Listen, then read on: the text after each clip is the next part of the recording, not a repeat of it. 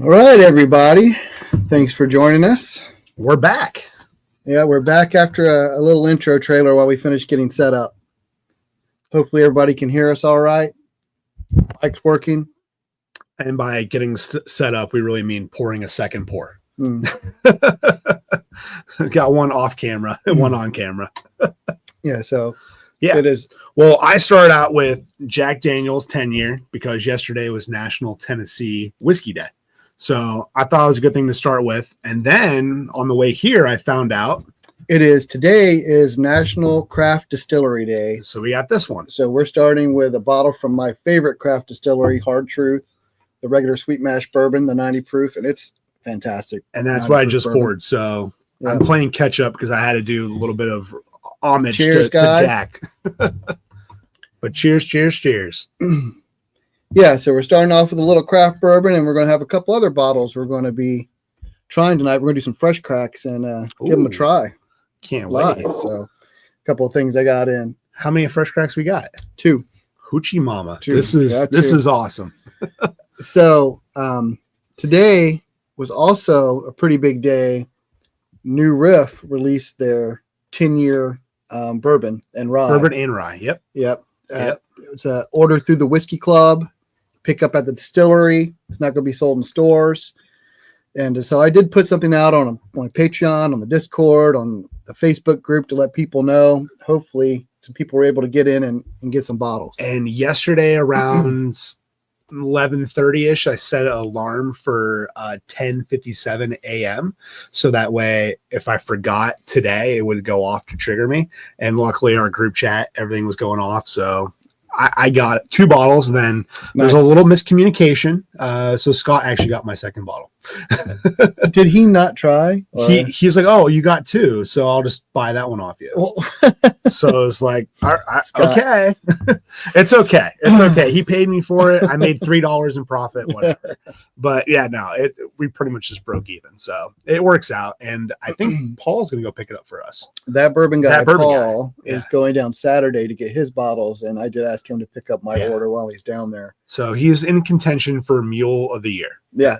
So he's got some bottles to pick up to bring back, and hopefully I'll see him Saturday evening, which means I will be shooting a video, and I'll try to get that edited and get it out next week. Reviewing the new Riff 10-year. There you go. There you go. I just got to wait until I eventually see Paul. You're welcome, David. You're welcome. Yeah. I put it out there. I'm glad. I know you said you did get 2. So I'm glad to hear you got it as well. I'm glad you got both of yours. Yeah. I got 1. Paid for 2, got 1. There you go. Now I'm on the lucky side for this because I actually got my bottles ordered and paid for on Tuesday. Because I'm a tier 1 New Riff member, we got an email a couple of days early to order. See, I've been on a couple picks with him to be a part of that status, but it wasn't in my name. You haven't paid for them. I haven't paid for it. I've chipped in, but it wasn't under my name. You haven't filled out the invoice and stuff. Exactly. Trevor got his. Awesome, Trevor. Yeah, it did. It sold out in 5 minutes. I thought it was around 8 minutes for me because I know there was 2 different options. There was the 10 years, the bourbon and rye, and then they had another like old new riff or something like that. Cheers, Brian. And that was, I think, like a couple bucks less. But both of those options, they were there till about 8 minutes after. Yeah, I thought it was about 8 minutes, but some people I saw said the bourbon was gone sooner than that, and the rye lasted a little bit longer. Yeah.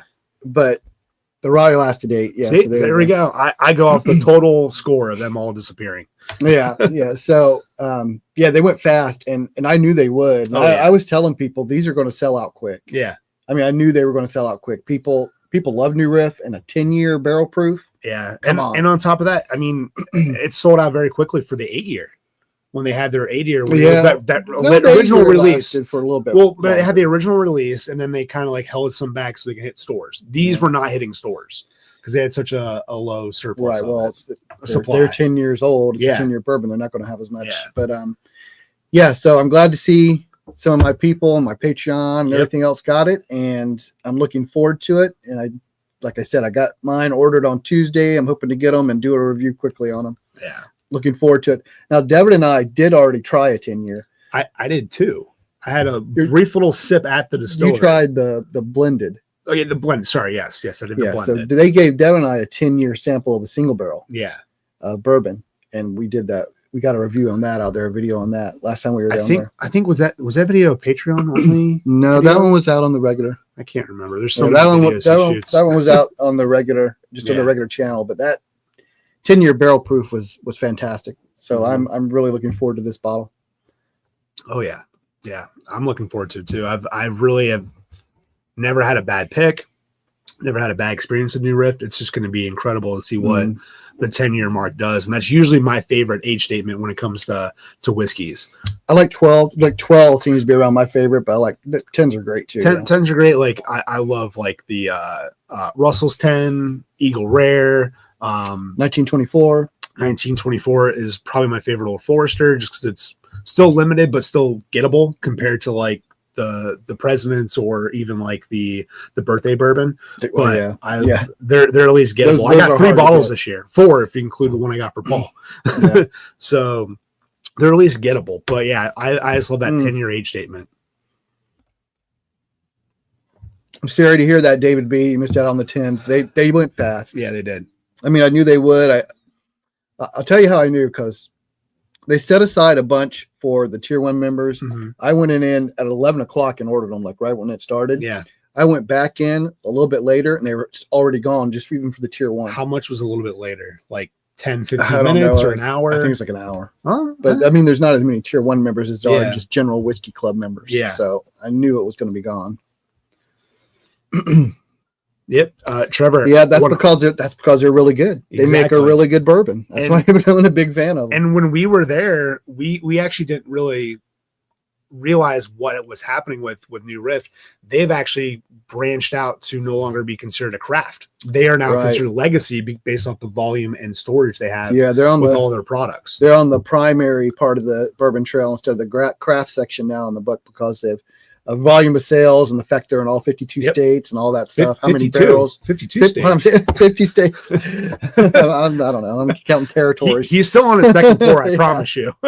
All 50 states, but a number of barrels they've produced, and they have where I think it's like the criteria. I don't remember exactly what it is. Yeah, there's a whole metric. They reach those numbers or whatever. Yeah, I think it's based off volume, how much you have in holding, how many barrels are essentially in your stockpile for each year, because I know they pull but also they save. So it's really interesting to see if there's anything past a 10-year.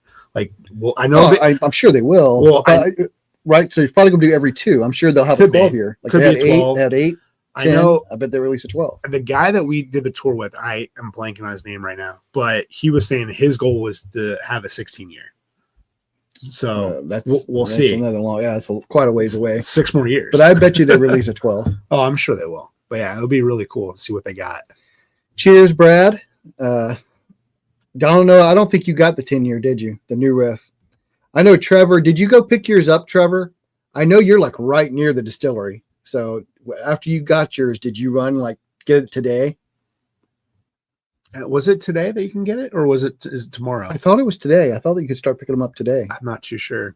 I'm not sure either. I know it's not someone else is picking it up for me. Yeah, right. That's why it saves me like 8 hours of drive. I had scheduled mine to pick up next week, but I'm gonna have Paul pick it up since he's going there early. Yeah, I told him the notes like Paul is gonna pick it up, also known as that bourbon guy. I'm sure they appreciate that. Yeah. I did call the distillery, and they did say someone could pick it up for you. They just need your order number. Yep. That screenshot's already been sent over. Feeling pretty good and pretty confident about that. Yeah, absolutely. And actually, speaking of that, little side note story, Paul was saying now he's a pro at muling stuff around. He sent a picture of his trunk with his trunk loaded with bottles. Yeah. And I saw a little package of Heaven Hill Charles. In there. Saw a little package of Heaven Hill in there. And I was like, you must have done that trip without Devin, because you got something at Heaven Hill. Yeah. I saw that. It made me laugh. Trevor said the earliest it can pick up is tomorrow morning. Yep. He's getting his Saturday. Okay. There you go. It's actually kind of smart. Do a mass order, giant exodus of people just trying to flood into your place, like space it out. Yeah. Like just today's order day, tomorrow's the earliest you can pick up. Brad's drinking the Old Forester barrel proof. I'm sure it's that Warehouse H Floor 8 that I picked up for him at Liquor Pallet. What's the proof on that one, Brad? Let us know. Oh, what was it? One. It's got to be like 129 to 130 something. 130, 131, something like that. I didn't get it, but I'm sure it's all awesome. Oh yeah, I have so many. I do too. I don't buy anymore because I got like 15 of them. I think I have 4 or 5 100 proofs, single barrels, and I think I have 5 blue labels. 5 blue labels. I got a case back there plus a bunch up here on my shelf. Yeah, I know you have actually one from every single warehouse. I do. I have one from every warehouse plus doubles from some warehouses. Yeah. K like I have multiple K. K's, different floors. Yeah. 129. There you go. I was gonna say like 128, 129, I think is what I saw it at based off memory. So we will be having duck races again tonight. I don't think Paul's on, but I do have 2 entries from Paul. Oh, so he's already in tonight. So Collusion. For every $5 in super chats, you get a duck in the race, and you get to pick one of the mystery bags behind us. Last week, David did win. He got the Blanton's Mini.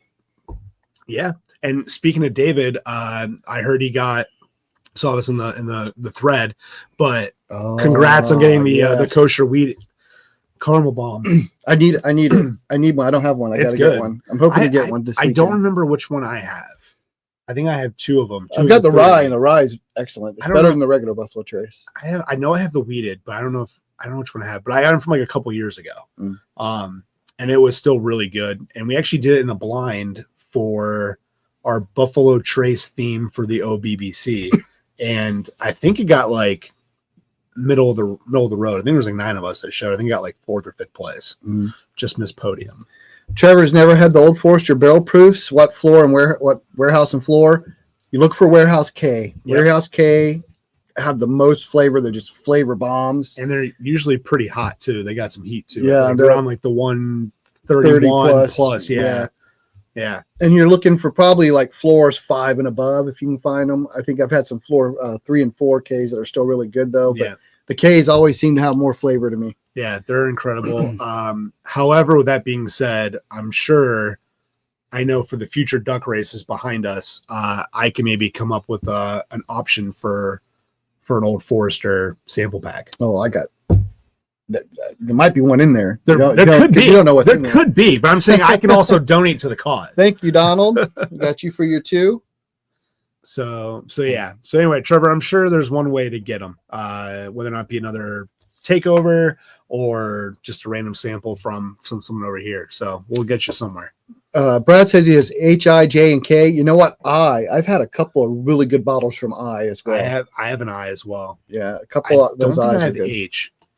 Oh, I know. I don't know if I have an H open. I mean, actually, maybe I have an H and don't have a J. I don't know. Either way, I have not had a bad one from them. They're all great. Yeah, they're great. They're great.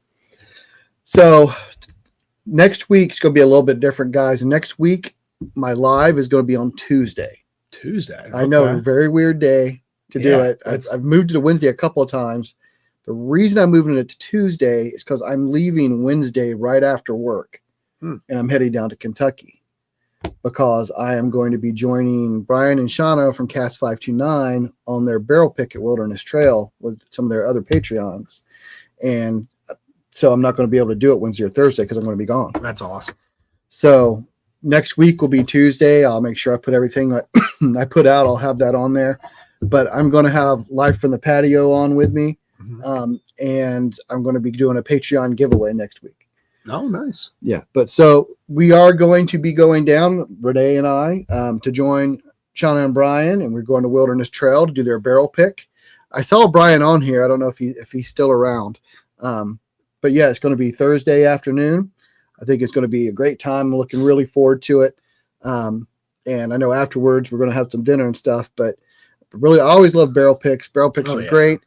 And they're awesome experiences. Yeah. And this will be, I'm Wilderness Trail. I'm not that familiar with. I've had it. I've tried it. I've been to the distillery once, but I honestly haven't had any Wilderness Trail that I've really liked. So I'm thinking this will be the bottle. You know, I've already pre-ordered a couple. Yeah. This will be the bottle I'll like of Wilderness Trail because all I've had is their baseline stuff. Yeah. You know what I mean? I have a pick of theirs, and I think it's an OHLQ pick, and it's labeled as Tuscan. David. It's labeled as Tuscan Sun or Tuscan Jam, and it's got like some of that like old Fitz like raspberry, like red berry notes, and it's pretty good. I think actually my buddy Dan picked it up for me, but yeah, it's not that bad. Well, I know they use sweet mash. They're sweet mash, just like Hard Truth's a sweet mash, and those tend to be good. So I'm looking forward to trying their barrel picks and their barrel proofs and see what they're like. I think the sweet mash, especially on the craft side, shows a completely different level of dedication and the way you're particular about your product. I think it's great when people do that. More distilleries do that. Yeah, I think it gives you a little more flair and variety too, because there's going to be maybe a little bit of difference in each batch because you're not reusing the back set. Yeah. So you get a little more like fresh. Yep. You know what I mean? Exactly. Trevor, yes, I did hear Old Forster drop their spring 2025 Old Fitz at Heaven Hill today. So I don't know how long or how often they'll drop that, but they're going to drop it almost every day because Devin's not there. Nah, so, it could be. That's why they dropped today. So I don't know what the age statement on that one is, though. I'm not sure either, but I'm gonna have to look it up because since I'm going down next Wednesday, I haven't decided where I'm staying yet. Wednesday night, I'm thinking we will stay and hit Buffalo Trace in the morning, then head over to Wilderness Trail, because they were dropping like Single Oak Project. I'm hoping they're going to start dropping some special stuff. Yeah. But I could start out at Heaven Hill. The problem is, I don't know if I want to get up at like 3 a.m. to go get in line. I know that's what it's going to be every day at Heaven Hill. Yeah, that's very true. It's much easier to go get in line at Buffalo Trace and hope they have something else, I guess. Yeah. The 9-year.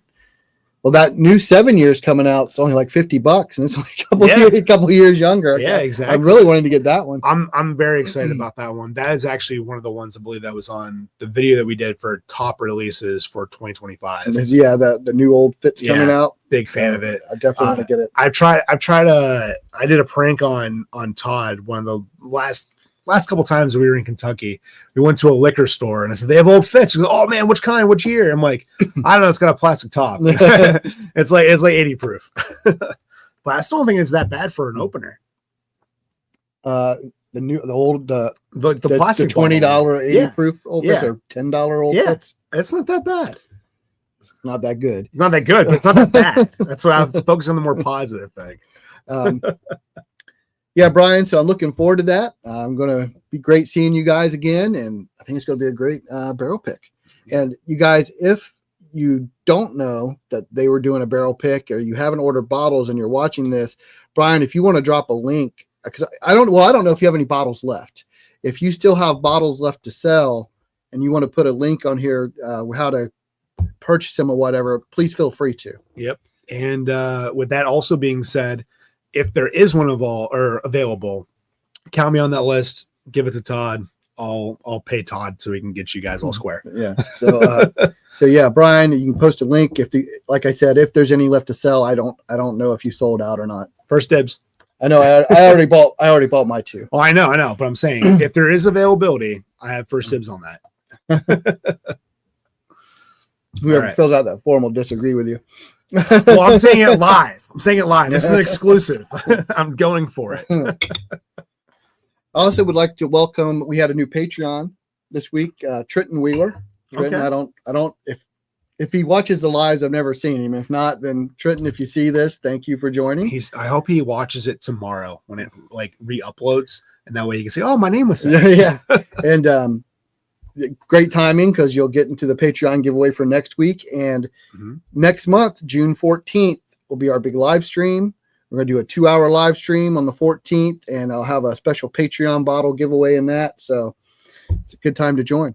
Yeah, absolutely. I know we are actually we kind of mentioned a little bit behind the scenes with some of the stuff and new setups that we're doing today, but we actually have a TV right behind the camera. That's why I keep looking that way, because it's a lot easier than looking down here. But that particular TV is going to be set up so we can view comments when we do live stream the after party. So it's going to be fun. It's going to be a great time. Yeah. So in addition to the 2-hour live stream I do for the giveaway, giving away bottles, I'm going to set everything up and broadcast our live stream after party where a bunch of us just sit around and just drink a shitload of whiskey and open up a bunch of Freshcracks and stuff. And by a shit ton, that's not an understatement. Yeah, it's a lot of bottles when we have those parties. Just take a look at all the future shorts. So all those Freshcracks. All the Freshcracks. All of them. Yeah. All of them. So they got you a bottle, Patrick? Woo! Thank you. That's why I was doing the little fist pump. Thank you. I'll make him send you the payment, Brian, and then I'll mule it back for him when I get mine. That'd be great. Thank you. And 12 bottles remain. Anybody else out there who's interested in a wilderness trail pick that I'll be involved in, as well as CASK 529. Yep. And if I've helped you pick, it's going to be good. Right? I trust their pal. He always complains about mine when I do it. But the cool thing is, though, we went from a baker's dozen to a regular dozen. So help them out. They're obviously great supporters of this channel. So let's make sure we return the favor. They were the first other channel I started talking to when we started doing YouTube. They were the first ones I reached out to that responded back, and we started kind of talking and stuff. So got a nice dialogue, and obviously being a part of, like I said, different picks. And I think they were a part of one for, was it Heart Truth or was it Blue Note? They were a part of. No, they haven't been on any picks. Oh no, never mind. They haven't been on any picks. Who am I thinking of that was also involved? Well, Life from the Patio, and Major Zero was it Blue Note? They were Blue Note. Yeah, they're also locals to the area. They're in Memphis. Yes. Yeah. They're in I'm Memphis. trying to think, was there another one? Oh well. But anyway, they're great supporters of the channel, and we want to make sure Steven Scone. Yeah. Oh, that's right. Steve. Yeah, Steve was the other one. So we're going to do a couple of Freshcracks tonight, and we're going to get a little review of them. This is a bottle, Patrick, that I've been wanting to try. I've been waiting. I picked this up in Indiana, and we still haven't seen it in Ohio. Yeah, no, still haven't. And I know Paul's also been looking for that one as well. Oh, really? I didn't know he was looking for it too.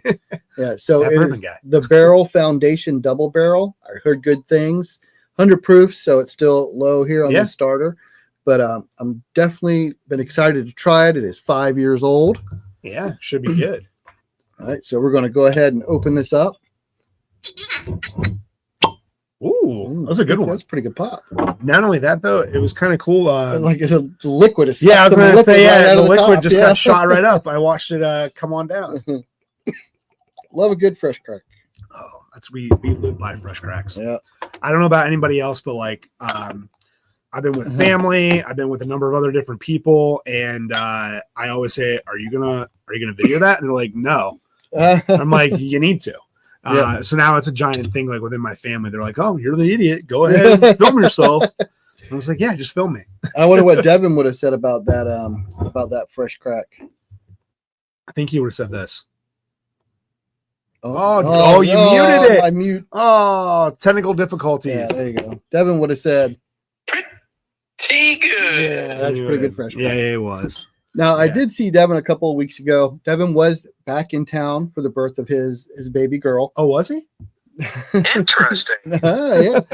I saw him a couple of weeks ago, and we have a couple of videos we shot that'll be coming out later while he was in town. And I was able to, while I was there, we had some bottles to add to the Infinity Barrel. And anybody who's watching don't know, Devin and I, who's my partner normally on this channel, we got a Jack Daniels barrel, like a freshly dumped barrel, and we filled it with just tons of bottles. It's about half full now. It helped clean out my collection and a number of other people's, so we now have space on our shelves for future picks. Yeah, and so we filled it back in like January. He left to go on deployment, military deployment in February, and I have a couple of bottles I've given out of what was in the barrel, like after it was kind of new, freshly poured. I have a couple more, but I was there last couple of weeks. I drew more samples. So some of our giveaways are going to be the barrel samples, kind of like batch 1 and batch 2, after it's aged for a while. The other part about that too is there's also been, everything's been documented. So we have an idea of what the proof should be. Obviously everything's been dumped, and it's been dumped I think 2 or 3 times. There's been stuff added to the whole barrel itself. I added some when we were there before we drew the last samples. So it's definitely getting filled. On the Patreon, there's a post for the Infinity Barrel, and attached it's a spreadsheet with everything that's been put in it and the expected ABV and all that kind of stuff. David, if you can just throw out a link to the Patreon, please, that'd be great. I want to say the last time that we looked at it, I think it was around like what 101, 102, 102. There you go. 102.1. There you go. I was close. ABV right now. I was close. So it's pretty exciting to see a giant infinity bottle on steroids to get to a full barrel. Yeah, It is a lot of stuff dumped. It's a lot of whiskey in that thing. I mean, we went to try and like kind of shift it a little bit, like shake it up, and it was like, oh my god, this thing's heavy. Yeah, it's got some weight to it, and it's pretty cool that Devin has like the thieving. Yeah, he's got the copper thief. Yeah. Again, we're having duck races tonight. For every $5 in super chat, you get a duck in the race, and you get a shot at one of the blind bags. You get to pick which one you want. That's got a nice nose to it. It does. I just tried it for the first time. I haven't tried it yet. Oh, it's good. It's delicious. It's like I'll wait for you to try it first, but I mean, I definitely get the oak on the nose. I get. It's funny. I have a weird comparison, which natural for me. Everything's just weird, but of course. But no, I think you'll appreciate it. All right, Brad. I'll look here in just a second. I almost get kind of a lemon drop or something, like some kind of citrus. I get a little citrus, yeah. But I get like a sweet. This is the analogy. So you know how New Rift, how they have like that seasoning for like for spices. Oh, I love their seasoning. But to me, I get a little bit of that sweet, and then it comes into like a rolling finish to that oak, and just kind of lingers a little bit like that sweetness that I get from the New Rift like seasoning that they have. Yeah, I get oak and citrus is what I'm getting on the nose. I'm gonna go to the palate with this. And again, we are drinking the Barrel Foundation Double Barrel. Yeah. For the first time. Yep. Blended straight bourbon whiskeys. And I think if I'm not, the one thing I love about Barrel is they tell you where stuff's from, at least for what state. So this blended has components from Kentucky 8-year, Indiana 5, 6, and 9, Tennessee 8, Maryland 5 and 6 year. The derived mash bill is corn 73%, rye 23%, malted barley 4. I got you, Brad, by the way, just to let you know. Okay, let me go back to this. That's good. I like it.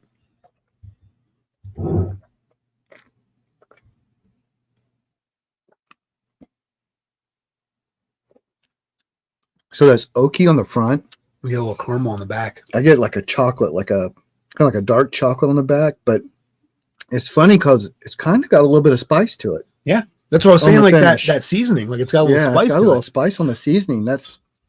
I wasn't expecting that. So this comes off. Good. This comes off a little light to me, and not in a bad way. Like it doesn't seem like a heavy, dark winter bourbon. This is like a summer pour for me. This is like the citrus on the nose. I don't get on the palate. I like the palate. It is oak, some dark chocolate, a little bit of spice. It's not super complex. Yeah. It's got a decent mouthfeel. It's not super oily, but pretty good. I mean, for the proof point and the price, this is a nice bottle. What was the damage on this bad boy? It was like $50.99 plus tax. So like $50. 55. Yeah, $50. Yeah.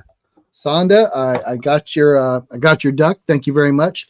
Brad, and your question. Yes. I was going to say, thank you, Yorkie. She agrees. It's a lighter feel.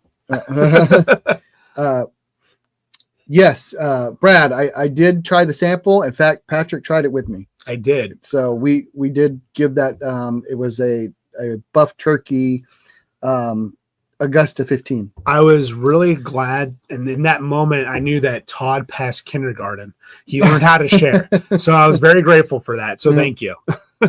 Yeah, it was pretty good. You know, it's I had another Augusta 15 and it was very similar. Mm-hmm. So it's I mean, you can kind of tell the same that buff turkey has kind of a distinct flavor. Taste, yeah. I also had the bluegrass, like elk horn or something like that, buff turkey at haven't tried that one yet. Well, when I was down in Louisville, I went to Ruben. Ruben is one of the TikTokers from Bourbon Bros Kentucky, Bourbon Bros KY on TikTok, and he had that bluegrass buff turkey, and we tried it there as well, and I could definitely tell the similarities between all of them.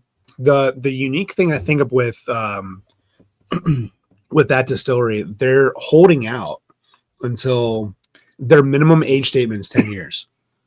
Yes. Yeah. Augusta, I think before they that's do their really own cool. stuff. Yep. And that's what Tracy's saying. We had one at the bottle share that night after Hard Truth. We had an Augusta 15. I'm surprised I tried it there. I'm surprised you remember that.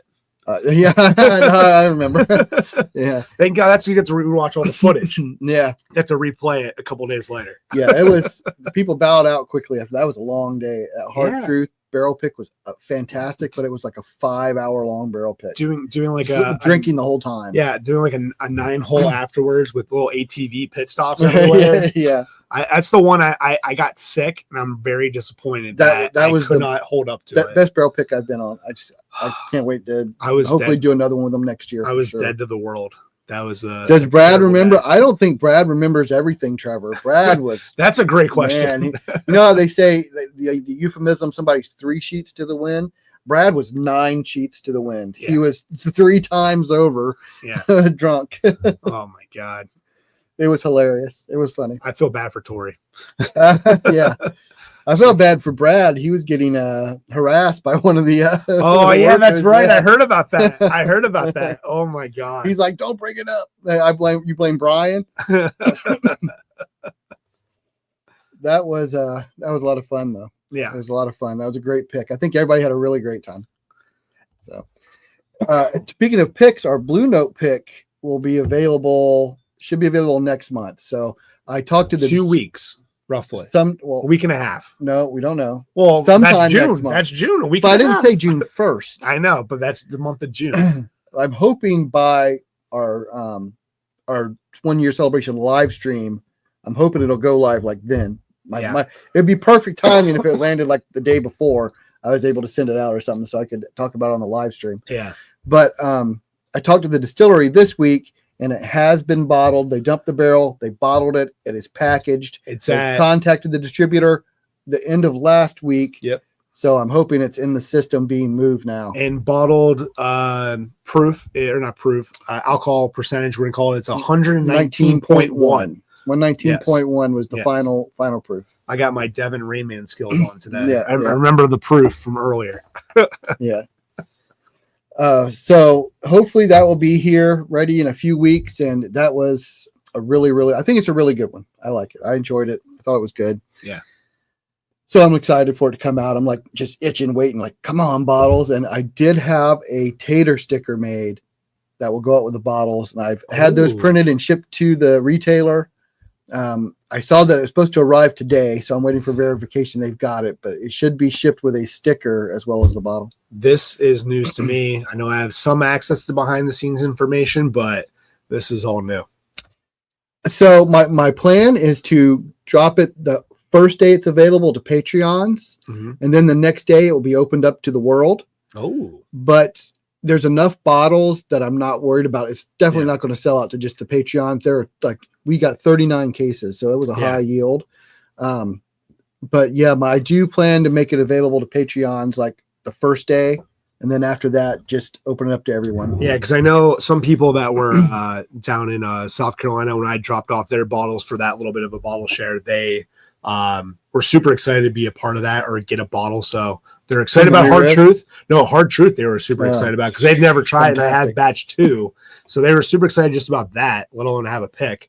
And then on top of that, I told them they're also in a Blue Note, and they're like, "Oh yeah, we know that one already. Yeah. We love it." So there should be some pull from South Carolina, and some of those people are affiliated with people in Pennsylvania. So it should work out. Yeah, he is. I was wrapping up my story, but yeah. So this is an older watch that I have. It's actually one of the original grain watches, and I figured since I was wearing black with the Squire, it kind of just matches with the black and brown. But it is a barrel wood watch or whatever.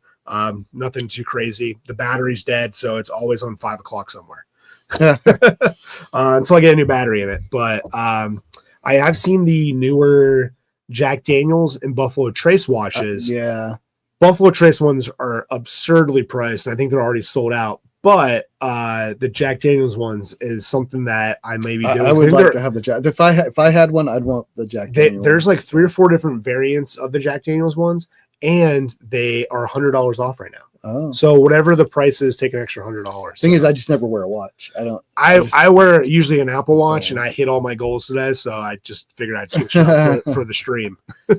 Again, if you're just joining us tonight, we will be having a duck race for every $5 in super chats. You get a duck in the race, and you'll be able to pick one of the winning bags. You'll get to pick which blind bag you want. And last week, David won a mini Blanton's. Yeah. The week before that was a American light whiskey. A light whiskey flight, which was Yes. 17-year Penelope light whiskey, the 15 Kings. That's 17. Oh, that's 17 as well. Kings, Oh, okay.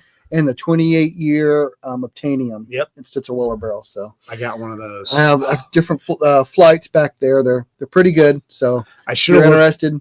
looked at them before the stream, so I can say like, go for a B or go No, for A, yeah. or go for C. So No, D's the one you want. every $5 in super chats, you get entered into the duck race. David said, your wife and he wants to go to Hard Truth and do the Moonshiners experience. I want to do that too. That sounds really cool. I talked to Devin. I said, Devin, when you get back, we got to go down to Hard Truth and we got to do this. We got to do this Moonshiners experience. And for those, like, what are you talking about Moonshiners experience? So they take you back on their property, kind of in the backwoods by their little stream or whatever. And they have this little cabin set up and they have some stills set up. And you go through the whole process of like taking the mash and distilling it. It's like a 5-hour long thing. Was this the part like a part of your ATV tour where you made a pit stop at? Yes. Okay. Because I heard a little bit of it, but also as everybody was talking about Brad, everyone else was also like 3 or 4 sheets to the wind. So I've heard glimpses of this, and I haven't heard the full story just yet. Trevor, yes, you can Venmo me. My Venmo.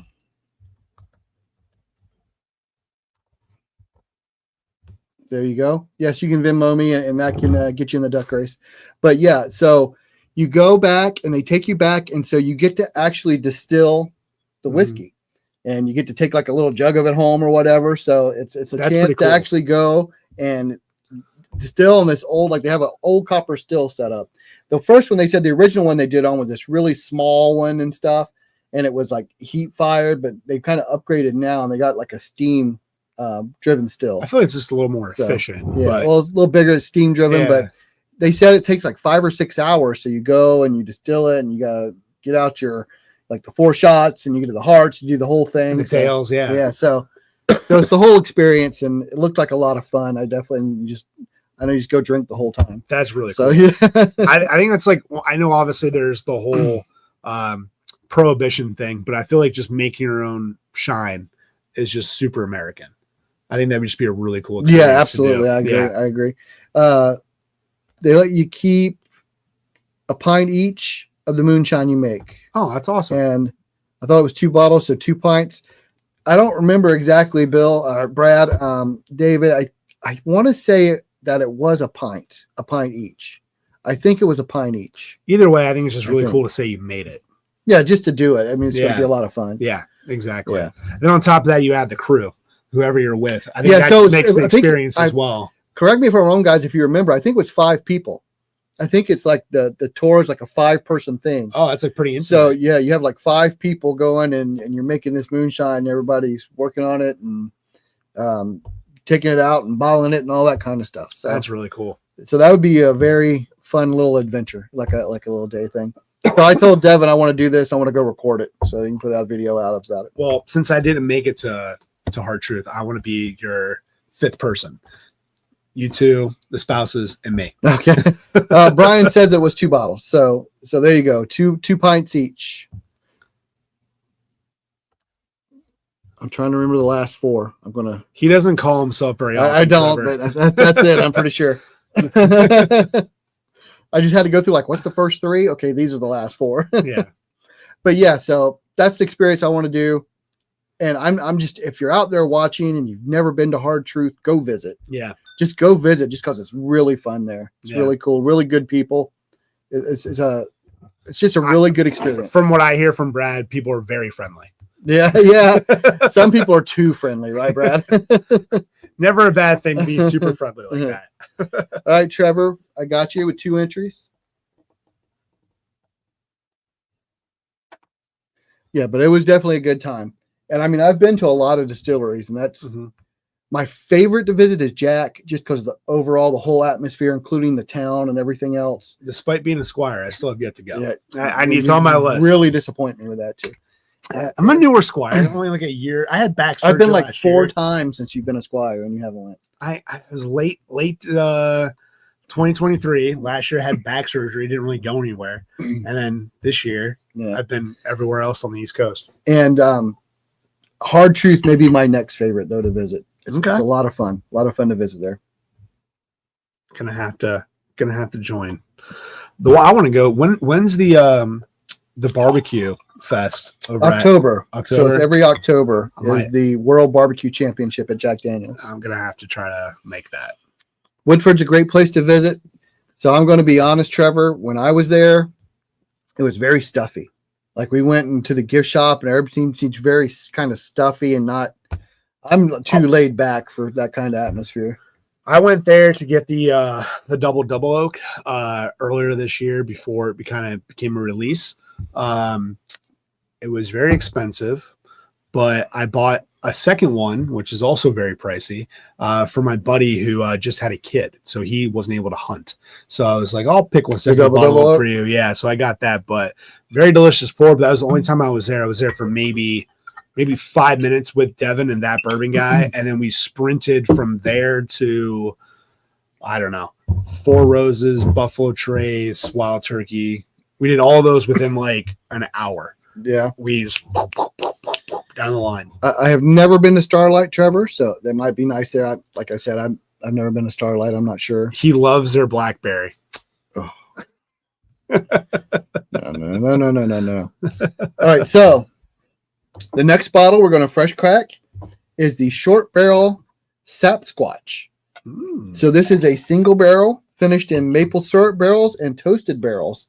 This one is from Sealbox. Okay. And it is 116.2 proof. Little jump. And Tracy, thank you for getting this for me. I had talked to Tracy and talked about Sapsquatch, like Sasquatch. Like I should probably get a bottle of that. And plus it's maple. Yeah, and right here. And right there. And right back on the table, which you can't see over there. Yeah. He's the world's worst hide and go seek player in this basement. Yeah. And it is finished in maple syrup barrels, which Renee she loves maple syrup, she loves that. syrup finished stuff. So yeah, I was like, I should get one of these. And when they came out on Sealbox, I am not a Sealbox. I'm not even a member. I've never ordered from them. Oh, really? Yeah. And Tracy is like, and whatever their membership plan thing is, you get free shipping or something, right? Yeah, she's got something set up with them. So when these came out, she ordered some and she got me one. So I appreciate it greatly. 6 years, 2 months. There you go. All right. That's an awesome looking label. I was wondering if it said how many barrels. I think before they have said the mash bill is a Green River mash bill. It says. So that's going to be the same mash bill like Blue Note uses. Yeah. Pro member. That's what it is. She says she's a pro member. Yeah, there you go. All right, so here we go. We're going to fresh crack the Sapsquatch. Ooh, that's pretty good. I think it was a little better than the barrel one. Nice. That was good. That sounded like you poured so much. It wasn't that much. It was just a really good neck pour. Yeah. Actually, you know what? I'll go with this one. So what is everybody drinking tonight on a craft distillery day? Yeah, that's usually the first thing we ask. Yeah. We open the channel and we've just been so busy rattling off other stuff. Yeah. But no, this is awesome. I don't know. I didn't see Tracy if she was here or not. She is. She's right there. Oh, there you go. Said you're welcome. There you go. Thank you very much, Tracy. It's appreciated. Much appreciated. I'm also a maple syrup fan, so this is right up my alley. Bill, we did not go. Or, what do I keep saying, Bill? Brad, we did not go down to the Hard Truth Pizza place. We did go order pizza from somewhere there in town, but I don't remember which one it was when we were down there in Indiana. Oh yeah, a Pursuit United Double Oak pick. There you go. There's your craft drink. That's a really good one. I think I actually just got a bottle of that from Jim. You got some kind of Pursuit over there that I was told to bring to get you. So just off camera. In that direction, I think there is maybe 6-7 bottles. 1, 2, something like that. Yeah, there's a 6-pack of Freddy's root beer. because I'm just a sucker for that. Yep. That's good. It's real good. But yeah, I got a lot, and it's all for you guys when it comes to the monthly videos, what we buy. Yeah. So also, Tracy, I want to let you know, I opened up that short barrel Founders.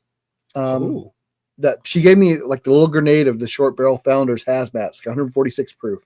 Oh, I opened that up over the weekend, and Paul and I shot a video. So I'm going to edit that, and that's going to be coming out. So we did a review of that. interesting.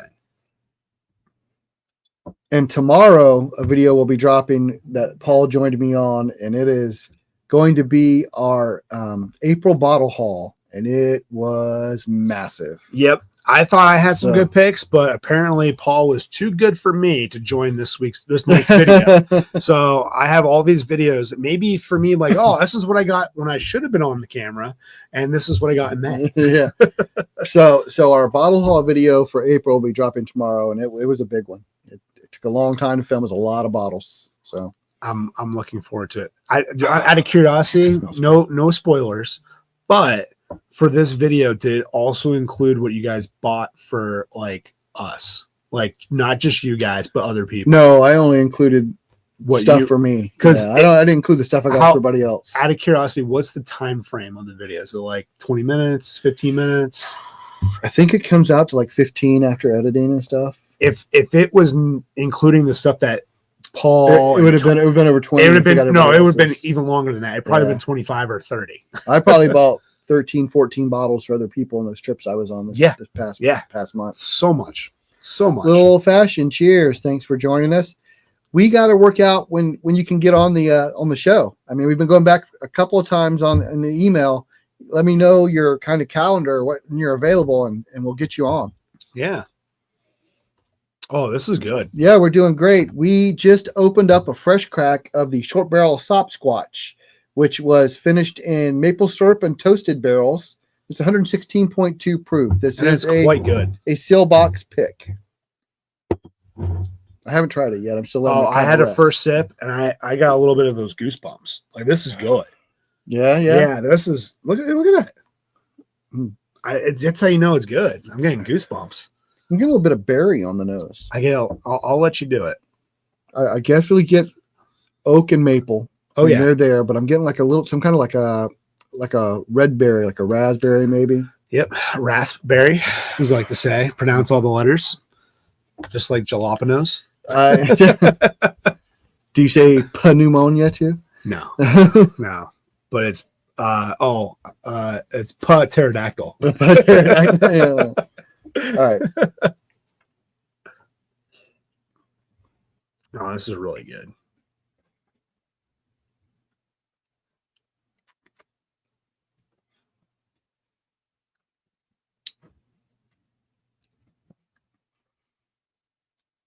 That's nice. Yeah, that's a nice sip. I get like a little bit like that sweet vanilla toasted, and then all of a sudden it just kicks with maple. Like it starts sweet, you get everything in the middle, and then finishes sweeter. Yeah, I'm getting like a caramel in front. Yeah. It is sweet, like a caramel, Yeah. sweet caramel in front. And get a vanilla in there. And on the finish, I get the oak Mhm. and maple. But Yeah, I like this a lot. This is a nice sip. great bottle. Thank you. Have you tried it yet, Tracy? I know you got more than one. I know you let me have one, and I don't know if you've opened it and tried it yet. That is good, though. Yeah, so thank you very much. And that is a nice little pour, short barrel Sopsquatch.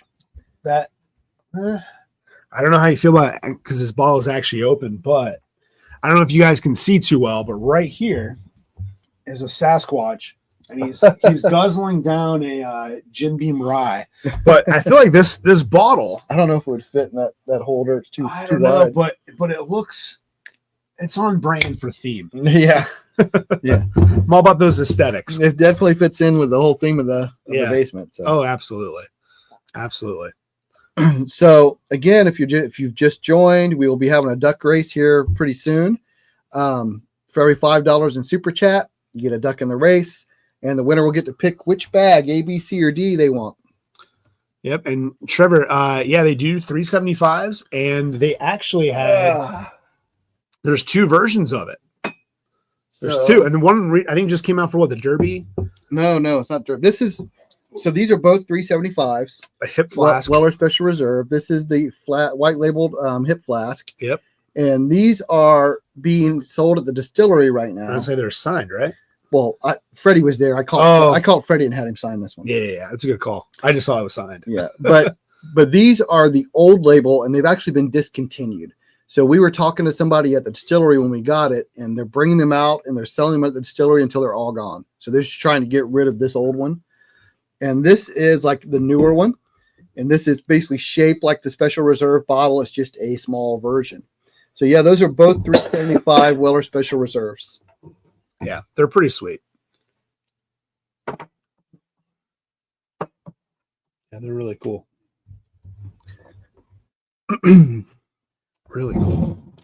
Thank you, Tracy. Thanks for joining. We'll see you next week. Cheers. Trevor says he knew that Buffalo Trace been dropping the flask. You didn't know about the regular one. Yeah, I honestly didn't. I've seen it before, but they don't have it here in Ohio. No. But I had somebody reach out to me, and they had some and wanted to trade, so I made a trade to get them just because I wanted one. So I saw it in Colorado, and it was $100 for a 375. Wow, are you kidding me? Nope. Wow. I also saw the Weller 12 for $600. The 375 of it? No, just a regular. Oh, the regular one? 12. Yeah. Talk about pricey. That's crazy. Yeah, they're like, oh, we only get it once a year. So I got several of the Weller Special Reserve 375s and several of the Eagle Rare 375s in a trade. I have one. Yeah, and they may be coming up for some giveaways here in next coming month. So a couple of them. That's interesting. So we'll see. I was going to say I got the I think it was Virginia, because Virginia is also controlled just like Ohio. And I did a random pit stop on a Saturday. It's about a mile out of the way, half a mile off, half a mile back. And there's a particular place on 77 on the way to South Carolina I'll stop at. And they had it. And I was like, last one? Yes, please. I'll take that. So it was like $20 for 375 Eagle Rare. That was so cool. You want me to run the duck race now? Okay, I'll go ahead and run the duck race here. Let me go. I'm going to flip over. I got to put these names in. And we will run it. I'll put it over here.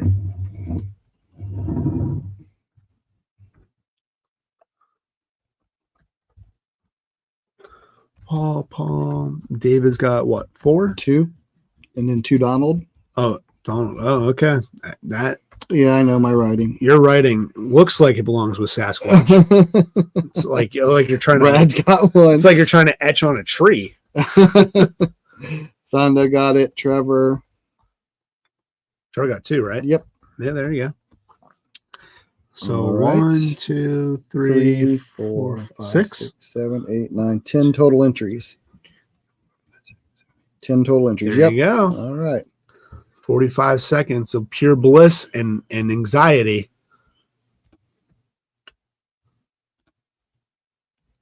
All right. So this week, guys, we are going to be doing a costume race. So something a little bit different. I didn't know it was Halloween. All right. Here's our screen. Right. Make sure everybody can see it. Yep. So here we go. Oh, actually, you know what? Let me. Oh, there's not a shuffle. Let's go shuffle. There's no shuffle. All right. So here we go, guys. Good luck, everyone.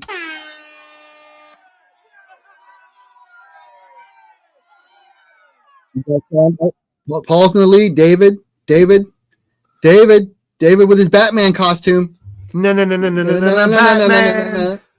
Oh, he's falling behind. Paul the witch. Paul with the witch. Trevor the dinosaur. Nope. Brad with Santa. Brad coming through. Who's coming up? Who's got Paul? Paul takes the lead. Sonda's falling way behind. Oh, way behind. Sonda's got a little comeback here. Here we go. Oh, David's pulling ahead. It's neck and neck. Oh, it's neck and neck. It's gonna be a photo finish. Oh my gosh, Sonda coming from behind. Here comes Trevor. Here comes Trevor. Sonda won. That was a very close race. All right. Our own personal viral TikTok fan over here won. There you go. Congrats. Yeah, she did. She went viral on TikTok. Yeah. She had like 10,000 views or 20,000 views on YouTube All or something like because that. that facial reaction. Her thieving thieving that barrel. Yeah, you know what?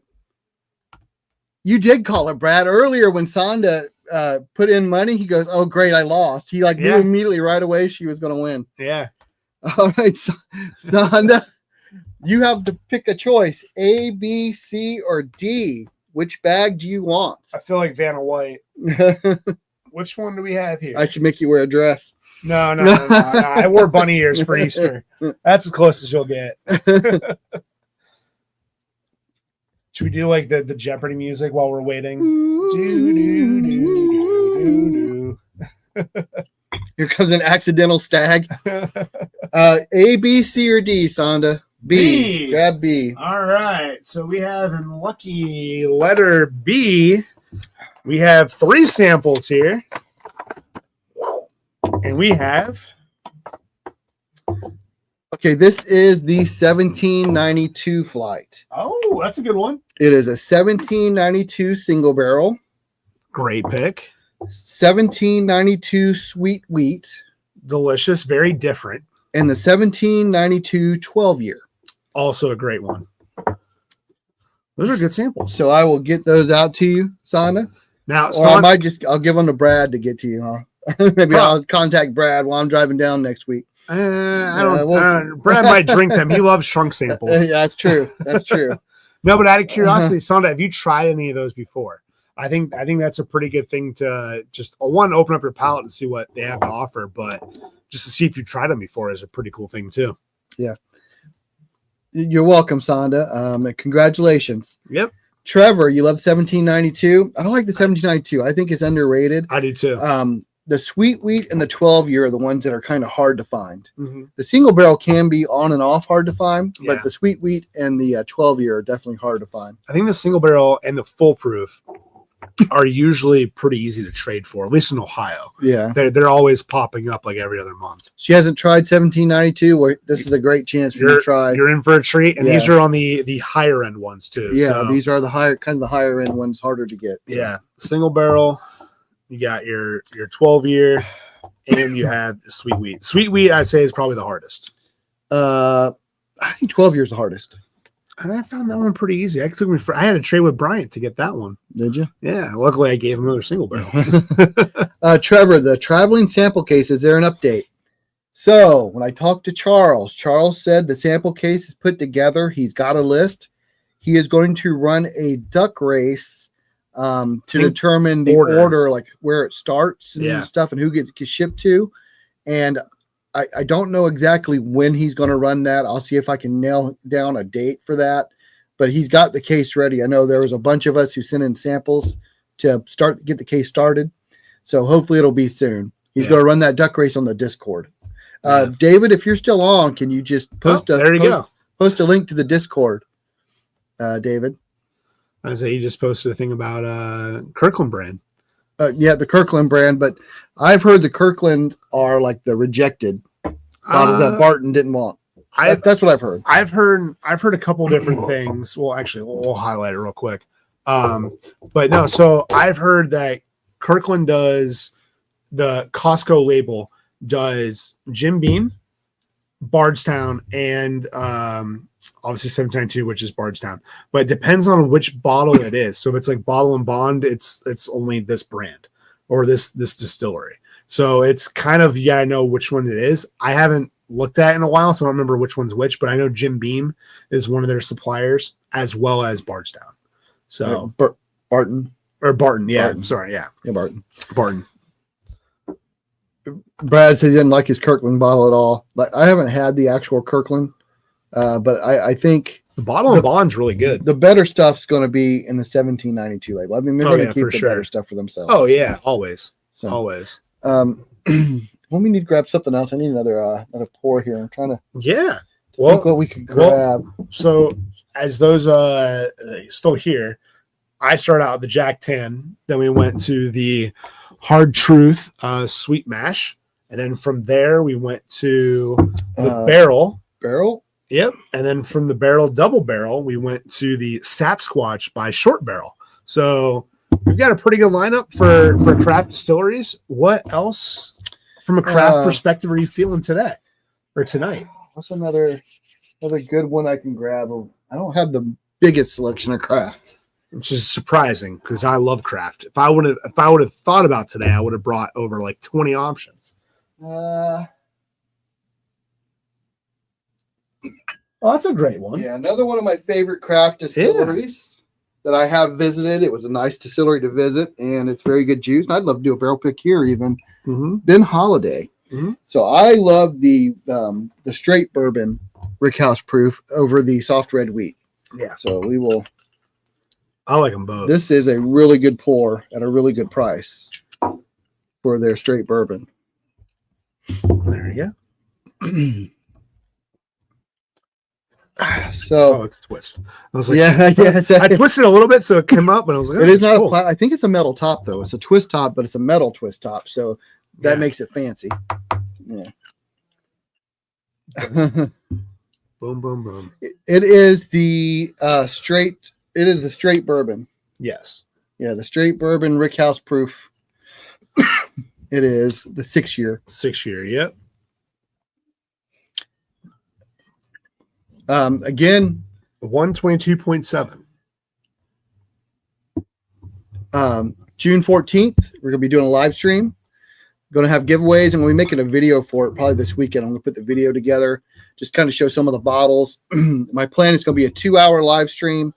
Every half hour, I'm going to have a giveaway to people on the live. I'm going to have a duck race, and each half hour, because I'm inviting some of the Patreons over to have a party after. I'm the second slot. My half-hour scheme. Yeah, the local Patreons, the ones who are closest to me, and so each half hour, a Patreon is going to be joining me on the live. So I don't remember the other two, but I know that bourbon guy, Paul, is starting off the first half hour. Yep. I'm the second slot. So if you want to tune in, come for like 35 minutes in.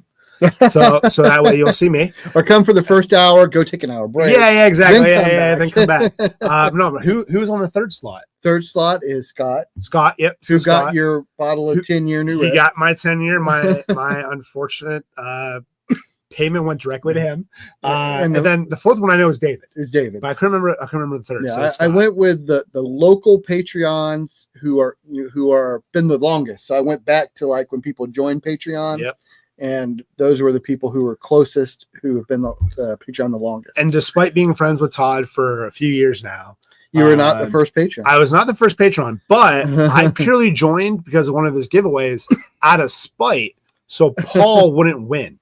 That is the sole reason why I joined, and I've been a member ever since. You're camera shy. You just want to drink whiskey. I'm not camera shy, and I like to drink whiskey. But you know what? I've told the Patreons, if you're in the Akron area, let me know. I'll have people over. I've had people come over who are Patreons who I didn't meet, like David and Eric and some of the other guys have come by. If you're ever in the area, let me know. And the other part about that too, there's this great thing called Liquid Courage. So as you said, you like to drink, this might help you get on camera. And honestly, it's really not that challenging. It's really just a conversation between here and we're interacting with chat. So just occasionally look at the camera and look at the chat and you're good. And minimize your ums. I've learned that since being on the channel. That's the biggest one, right? Yeah, minimize your ums. Sawdust and coffee. You're sipping on, I'm guessing you mean shine, sipping on some moonshine. It depends what kind of moonshine, I guess. If it's a real moonshine or is it some like Sugarlands or what's that other one I think it's called Moonshine. Is the one brand. The one brand. Is there actually a brand called Moonshine? I think so. Huh, I did not. I've never seen that. I think so. A big fan of Sup Dog. I don't know. It sounds like Ligma. No, it's a joke from The Office. I'm a big fan of Sup Dog. What's Sup Dog? I don't know. What's up with you? Yeah. No, that's true. Midnight Moon. That must be what you're talking about. Could be. Okay. Could be it. Yeah. So if you're in the area, Trevor, if you're ever around Akron for any reason, let me know. Just hit me up. I tell people that all the time. Yeah, I mean, honestly, I live 10 minutes, 15 minutes. Yeah, he lives away. right down the road from me. So I'm probably one of the closest people. You are. I think you are the closest person out of our group and stuff. No, Craig's also close. I think you're closer than Craig. I don't know. You have a train between us, so between him and you. Yeah, So you get the train tracks. He's on the other side of the tracks. I'm on the Yeah. wrong side. He's on the good side. Yeah, exactly. Yeah. But no, the cool thing is though, like, yeah, if you're ever in the area, and obviously I'm in town, I travel a lot. I've been gone a lot this past month or 2 months. That's a lot. Yeah. Well, yeah, I've been more just non-drinking things. I've been like to the Miami F1 race, been to South Carolina, bunch of other stuff. Yeah, I just been drinking. Yeah, yeah, you've been more drinking I've stuff. been But the drinking. point is, if you're ever, like I said, in the area, my basement is always open. I know Todd's is. We definitely don't have a problem. We definitely both passed kindergarten and we know how to share. So we definitely want to showcase or make sure if you never tried something, we want to try that with you. And we always love Freshcracks. So if there's something on our shelf that's not open, more than likely you're the reason why we want to open it. So we'll definitely do so. He says his grandparents are in Cuyahoga Falls. That's 15 minutes or 20 that's like 20 minutes away. away. About Yeah. 20 minutes away. 15, 20, depending on where you go. Yeah, so that's close. If you ever come to visit, let us know. Yeah, that's the east side of Akron. I'm on more like south side. Is it east? Or is it It's north, right? north? Maybe it's just north. It's north of us, I think. Yeah, North no, of us. it's north. At least north of me, because I'm like in the eastern suburbs of Akron. Yeah. Southeast suburbs. Yeah, of Akron. I'm south. Have you ever heard of Firestone Country Club? It's pretty much my backyard. Oh, sipping on some Hard Truth sweet mash rye, finished in cognac.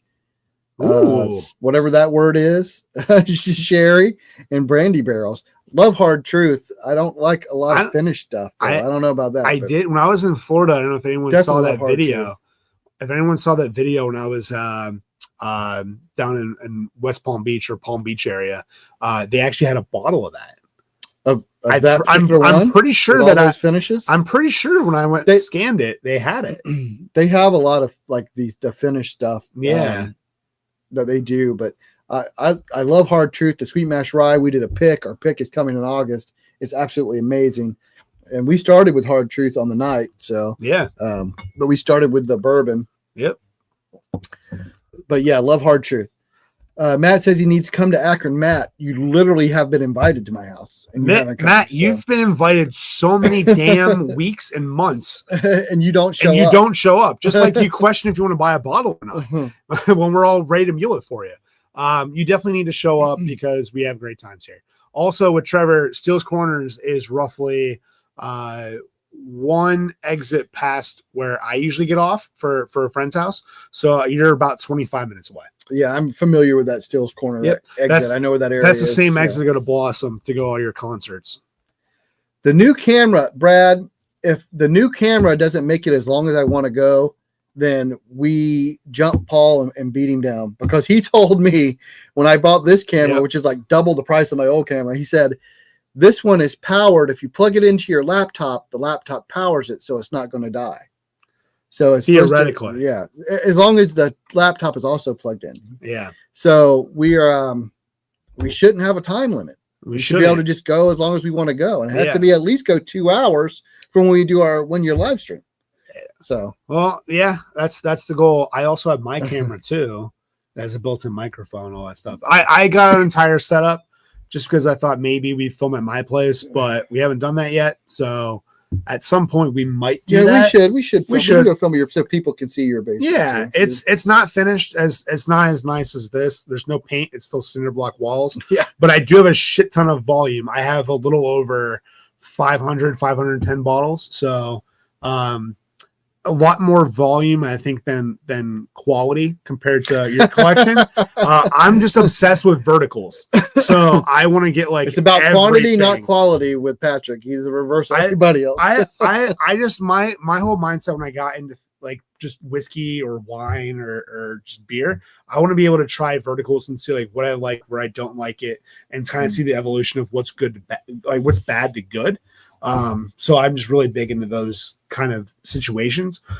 So like going from like a Jack Daniels lineup of like your basic 80 proof all the way up to like your hazmats, I want to show everything in between and see like where you maybe fall into, especially if you're a new drinker. I like verticals too, but I kind of got to the point where I'm not trying to get every vertical out there. There's certain distilleries that I love. To Target what I'm buying now. Yeah, there's a lot of distilleries that I love that I'll gladly buy a replacement of whatever bottle. And then I understand that there's some bottles that are purely for mixing compared to just drinking straight. And I don't really buy too much of those anymore. Once they're gone, they're kind of gone. I don't mix enough to do that. If I'm mixing, usually it's because someone else wants to mix something. Yeah, no, we did a cocktail video.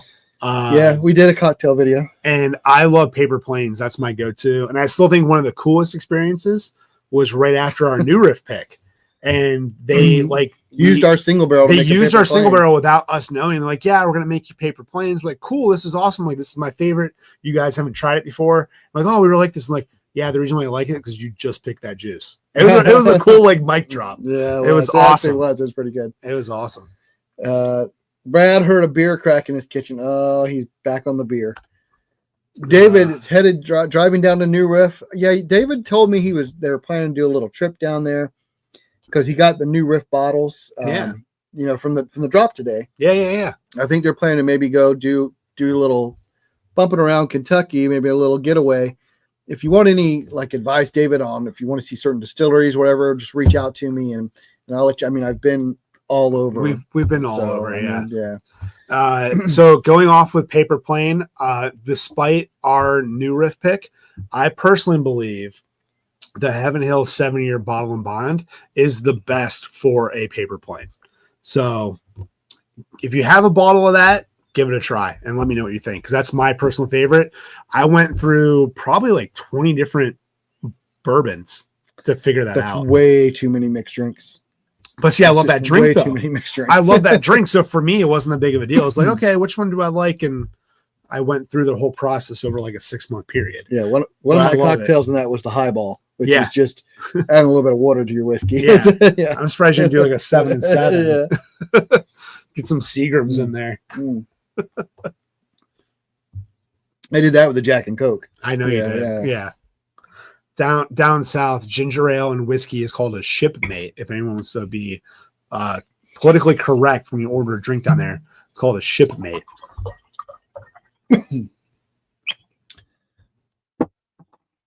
So, anything else we need to hit?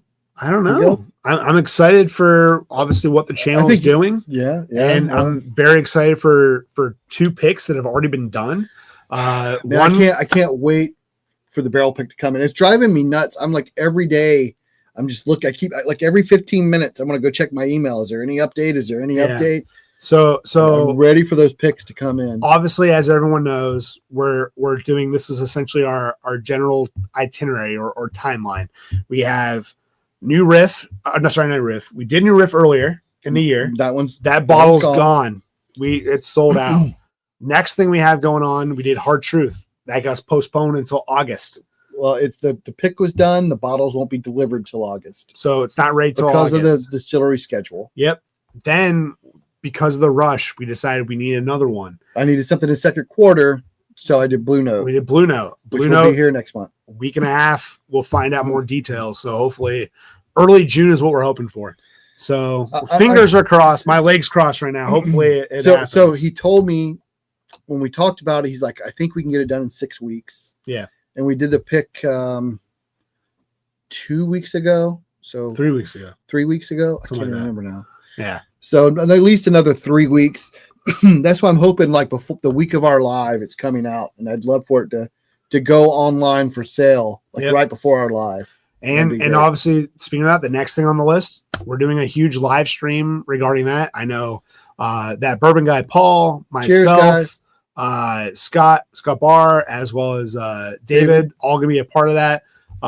We're doing a post party. I will stream after hours party. Stream the after party live. So the after party will be streamed this time. That'll be the first time we've ever done that. We've done some a 1,000 celebration, or 500 subscriber celebration, a 1,000 subscriber celebration, and now we'll be doing this, and we'll stream the after party live. It also very well, I expect will be a 1,500 subscriber. I was just about to say we're roughly last I looked 45. Yeah, I'm about 45 people away from being at 1,500 subscribers. Super exciting considering within 1 year we've hit that mark. Right. I think that's huge. Obviously, huge applause to to you, Devin, all snowball on that for coattails for myself, as well as Paul. I think the four of us have been very active in the channel. Not so much off scenes, but on screen. Yeah. I've been very bad at like the texting and Discord and whatnot, but it's a huge testament to not only what everyone else has been doing, but also to the community. That's a huge factor to one, making Everybody's sure been that really great. We've had some really great people join our community. yeah, for sure. and it's not even that. It's first timers being a part of a barrel pick.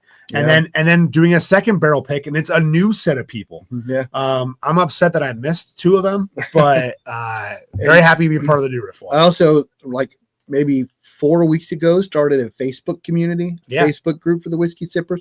David, could you please post the link to the Facebook group if you're on Facebook and we want to join, come join us, and we do some interaction there, and there's some posting just like of daily stuff that you wouldn't see if you were just watching YouTube. Yeah. And so I started that group, and it's a little over 100 people now. It's taken off, and trust me, I get all the random notifications about it. So I am a moderator on there. Haven't really been modding, but I've been doing a lot of accepting, which is a good thing to see. Yeah. So that is a pretty cool thing to see the community grow, and not just from the YouTube perspective, but also from Discord, see those interactions, obviously on Facebook. It's great to see everything just kind of blossom into what it has been in just under a year, and nearly at that 1,500 people mark.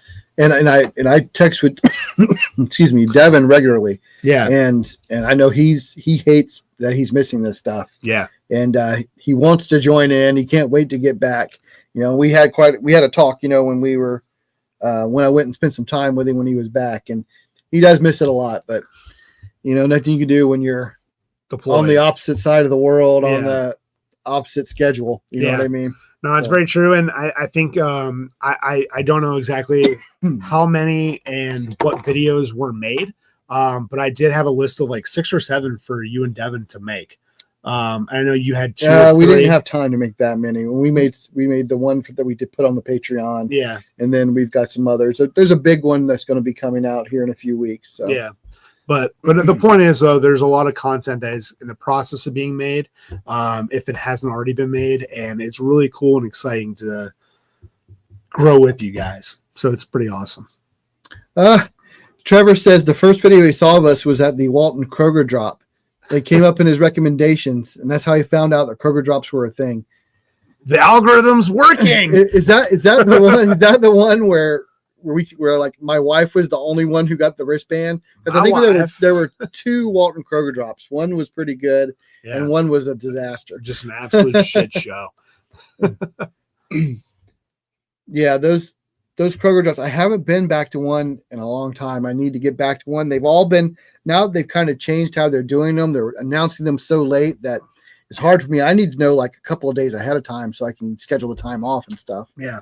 So when they announce them like the day before, it's too late. Speaking of a Kroger drop, the last time that we all went down to Kentucky together, I was ahead of Renee and Todd, and Renee was texting me, like, "Where are you at?" I'm like, "I'm like 45 minutes away from the border." Liquor Barn. That was Liquor Barn. No, it was a Kroger. No, it was Liquor Barn. No, it's Kroger. It was the Liquor Barn one. I promise you, it was a Kroger because I got Paul his 1924. Brad, remember when Patrick got the last stag or the stag and you didn't get one? Wasn't that a Liquor Barn? No, it was a Kroger. I got positive that was Liquor Barn. I got a stag. I got some other stuff. Hey, you came across the border and got an E.H. Taylor barrel proof in Ohio. So I don't want to hear it, border crosser. See, that's right. It was Kroger. Okay, See, right, I knew it. My memory's not that bad. I haven't been drinking that much. But yeah, so I ended up getting a stag, a 1924, and I got a Weller. Just because the handle, right? The handle. No, I think it was just a regular fifth. Yeah, I think it was just fifth.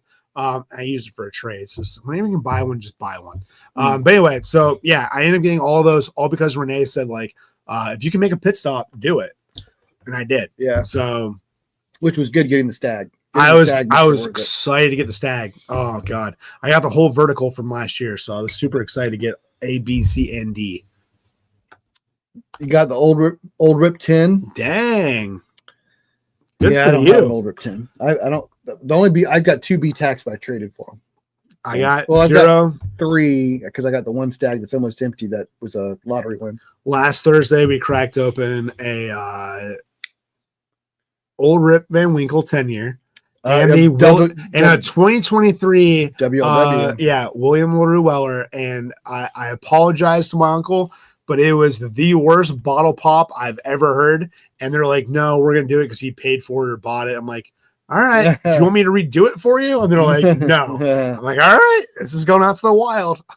Yeah, whenever we're driving down to Kentucky, Renee's watching to see what's going on in Northern Kentucky in the groups in case there's somewhere we should stop. Perks of That's being how she saw that. Perks of being a passenger princess. Yeah. And we were way too far away. Like we knew by the time we were like 2 hours away when they were going to open. We knew there'd be nothing left. So. I arrived, I believe I was like the 7th or 8th person in line. Yeah. I literally just made it in perfect timing. And I have a handicap sticker, I had back surgery, and I got to go right in there. Didn't have to worry about it finding a spot. I was really lucky. Jeff and Charlie, I saw you a little while ago say hi, Bourbon and Balls. I sent you some more samples. I don't know if they got to you yet. Let me know if they did. There's a little bit of instruction to go with those. Oh, yep. Homework. Union did a drop 3. I know by the time I saw the post, I had been drinking. I can't remember. I think it may have been the night of Alive. It probably was. And it was like, it's like 8 or 9 o'clock at night. And I was like, oh, we can't go now. It's too late. That's why I said I need a little bit of notice. Like to go on a Friday, I need to know like Wednesday so I can get there on Friday. Yeah. So plan accordingly. And I saw the Stag store pics were there. That's awesome. That's so cool. I think that's the day I went and saw Devin is the day of that drop. It's a Saturday. I did get a Stag store pick, however, in I know you wanted to. I was gonna laugh at Renee's comment. That's great. It was like a Friday when I found out. It was like hours before, and I was like, I can't do it. I got a Stag store pick in Memphis. Yeah. So that was my first Stag store pick. I had to pay double price for it. The funny thing about that though is he actually walked away. I did at first. And then came back. I came back, yeah. And say, you know what? Double money sounds great. Yeah, it's like double the price. And at first I was like, no, I can't do that. I got talked into it. I would have. So I didn't have a Stag store pick, so we'll see. It's nice. Nice to have one. Although honestly, the Stag store picks I've had, I think a lot of the batches are better than a lot of the store picks. I don't have too much experience on that. I do think so. It's funny. Yeah, see, it was 10 p.m. Friday night for Saturday drop. It's too late for me to know. I got to know earlier. Yeah. I got to know ahead of time. Yeah. I got to know a little bit ahead of time. Yeah. To be able to make it down. I want especially when I started drinking at like 5 o'clock. So I did a theme for one of our blind tastings. And I want to say it was store picks, right? I think that's what I did.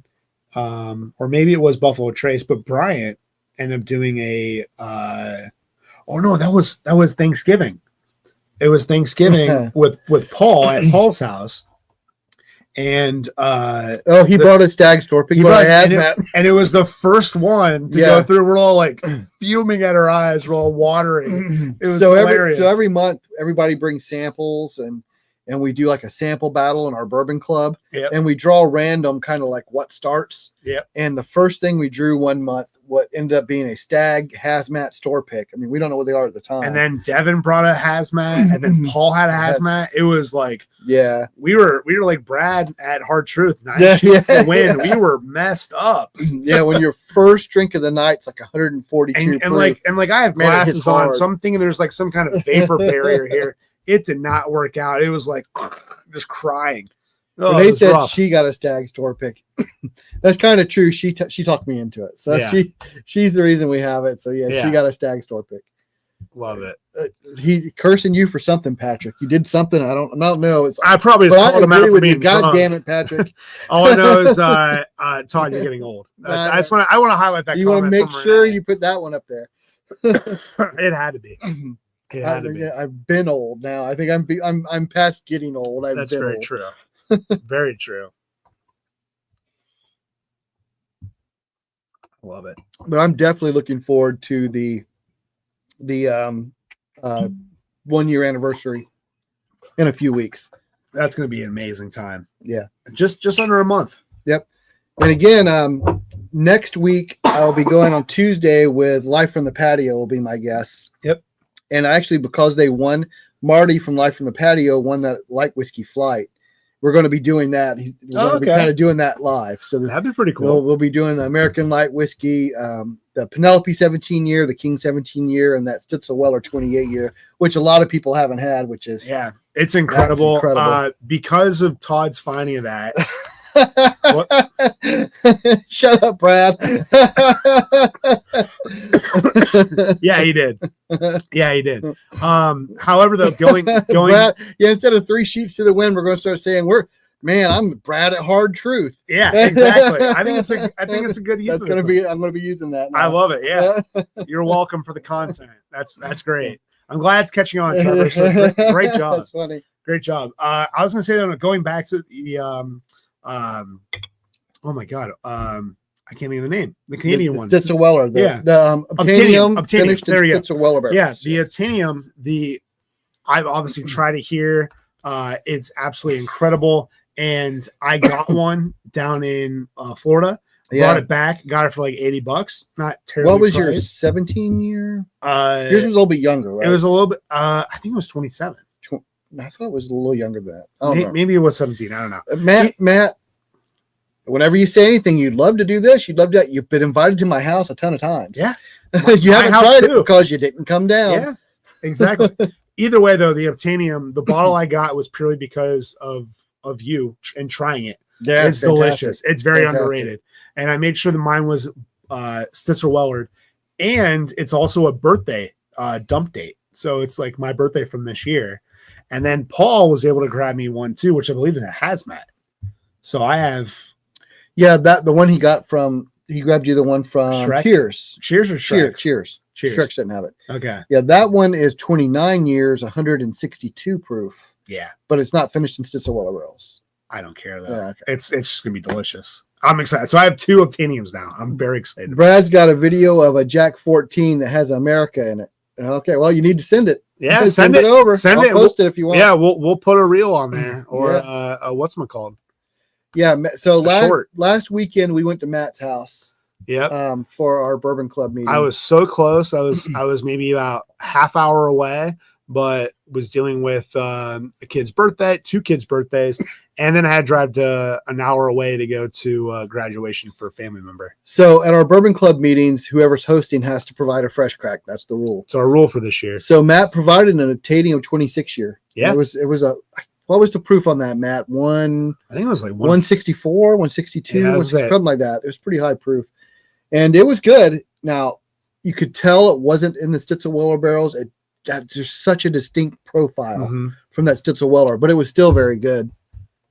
It's very citrusy. I find those. Yeah, I'm just a fan. Not like an orange, because I don't like Valencia, but like a lemon drop. 158.2. There you go. So 158.2. So pretty close to 160. Yeah. Yeah. It was good though.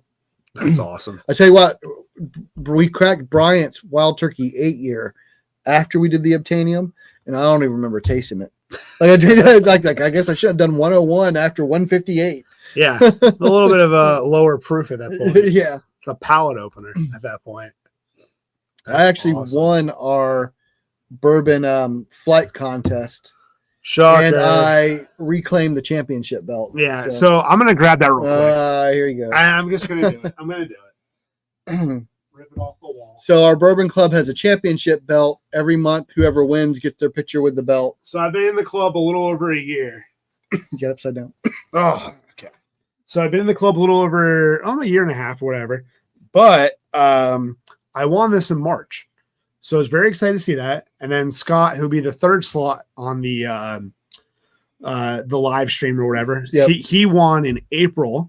So that's awesome to him. And then now, sadly, it's back to this guy. Back to me. Yeah. So yeah, we'll pass it off. Yeah, that's back where it belongs. No, not at all. Not at all. Not at all. But yeah, it's a great little competitive thing that we do. We love it. Yeah, it's a lot of fun. It's a lot of fun. It really is. Mainly a lot of fun because we drink all kinds of good stuff. Oh, incredible stuff. Everybody like every entry is something good. Yeah. And then people bring like bottles to open and fresh crack and stuff because nobody likes to fresh crack a bottle alone. Yeah, and So- I think on top of that too, it's a lot of appreciation. So there's a lot of appreciation for like when people bring stuff over. So yeah. Well, somebody had to tell him. It really was. So Matt, so that bottle was a fantastic Jack, and all the Jack Daniel's single barrel bulletproof ryes. I still maintain they're the best shelfer rye out there. Yep. Absolutely, I love them. Love their mash bill. Love everything about them. But that particular bottle is just really great mouthfeel. I think you and Renee, the last time I was here, you guys tried the Coy Hill rye that I have. Maybe. Yeah, no, it's because it was Renee's birthday. Mm. Yeah. That's when I brought over. It was really good. Was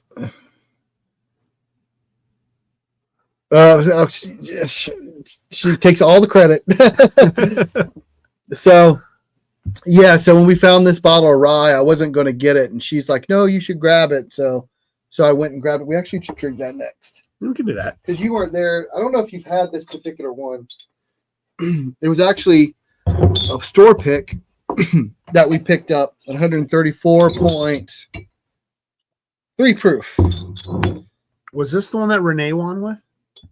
No, she won with a different one. Okay, because I had that one. That was delicious.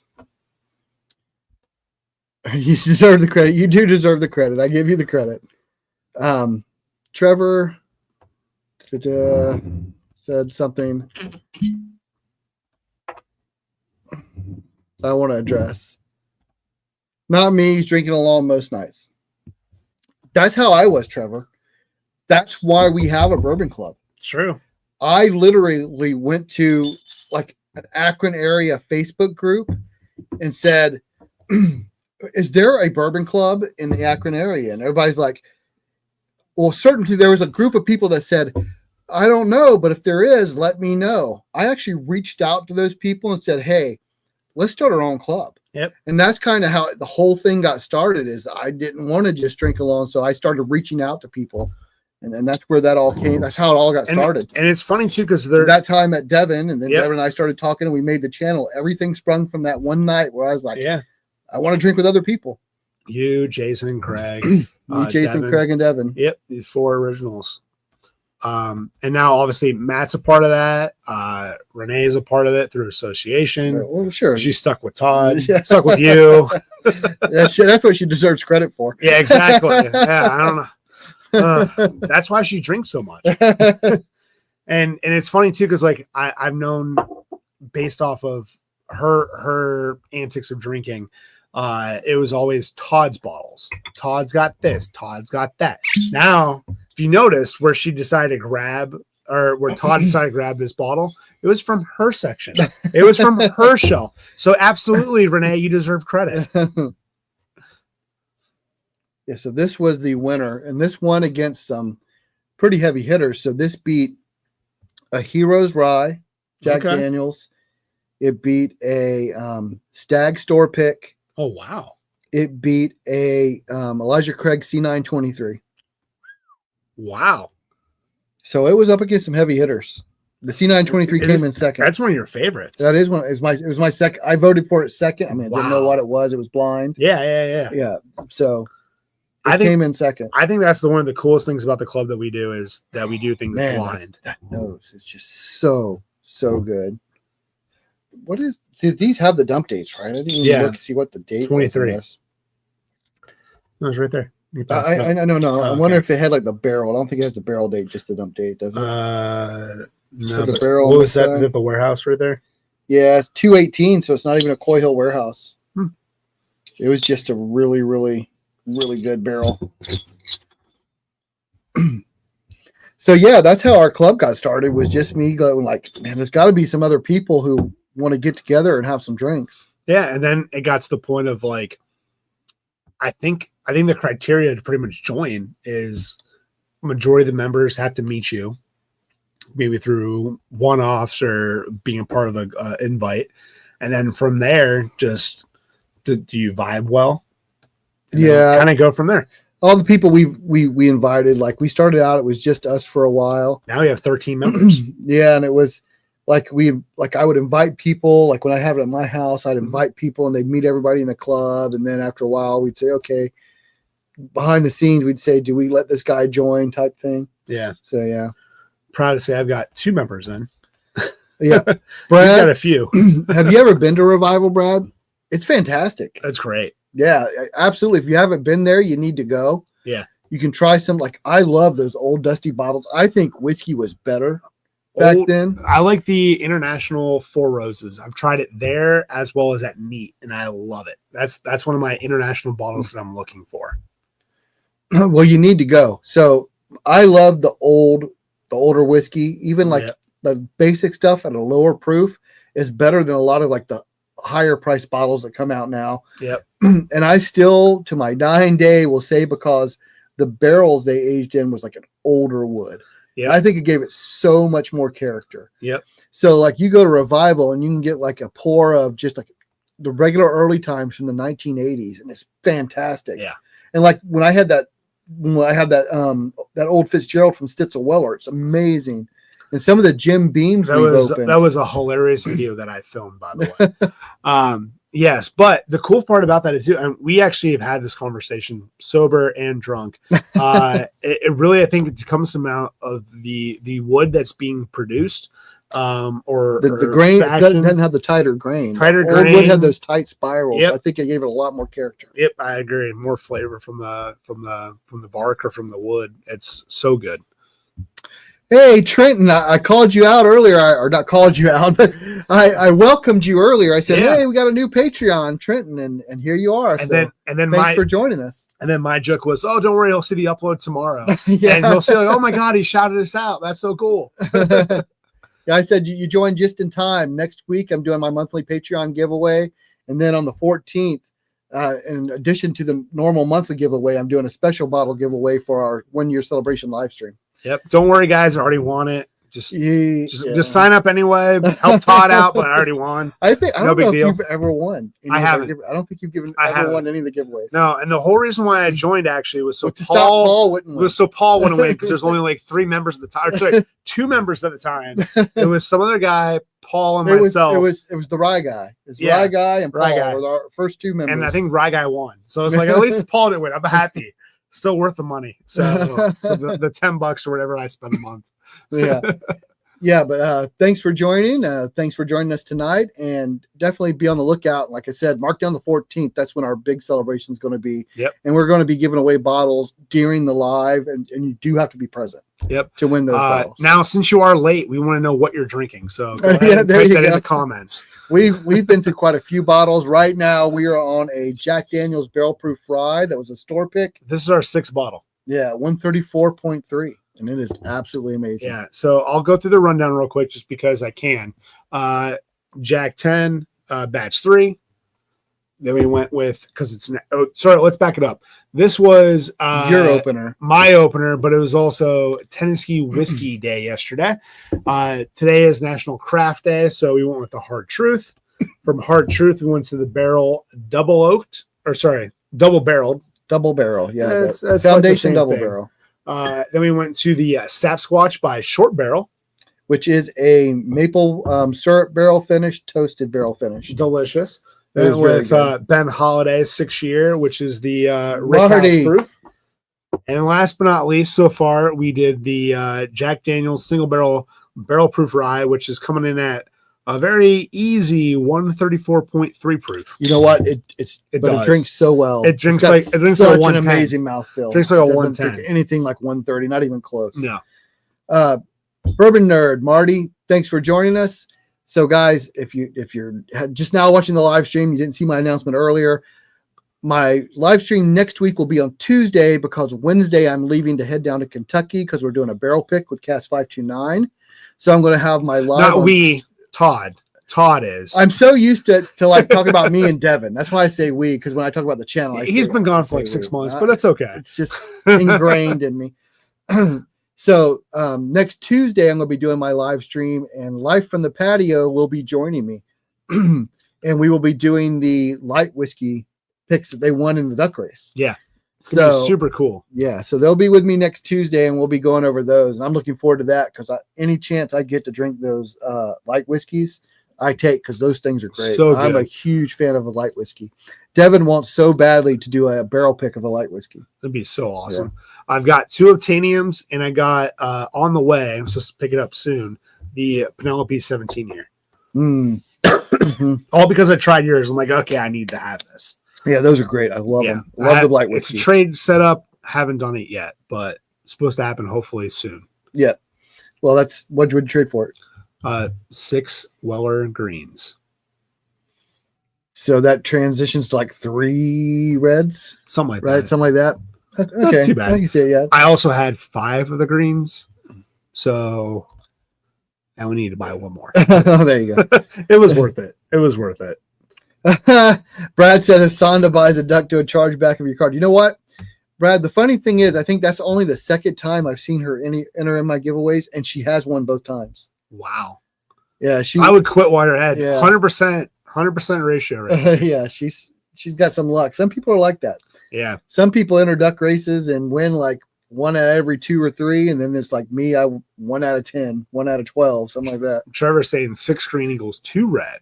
Okay, well, I don't do a lot of trades. I only do trades for like specific bottles, so I'm kind of out of the trade mindset. I usually do anywhere between 4 and 6 is usually what I try to get for a particular bottle. But as far as I know, that could be the case. But either way, I'm very excited for the American Light Whiskey. I think It's fantastic. It's fantastic. And especially because I've tried it, I know it's worth it.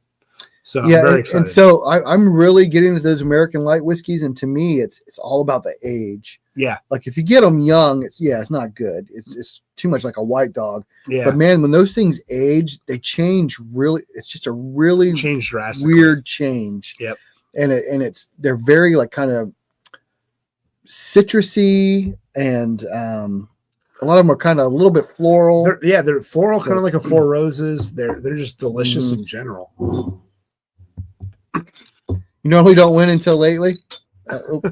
Son, you've had plenty of luck with us, son. I don't know about anything else. Yeah. She even won a barrel pick.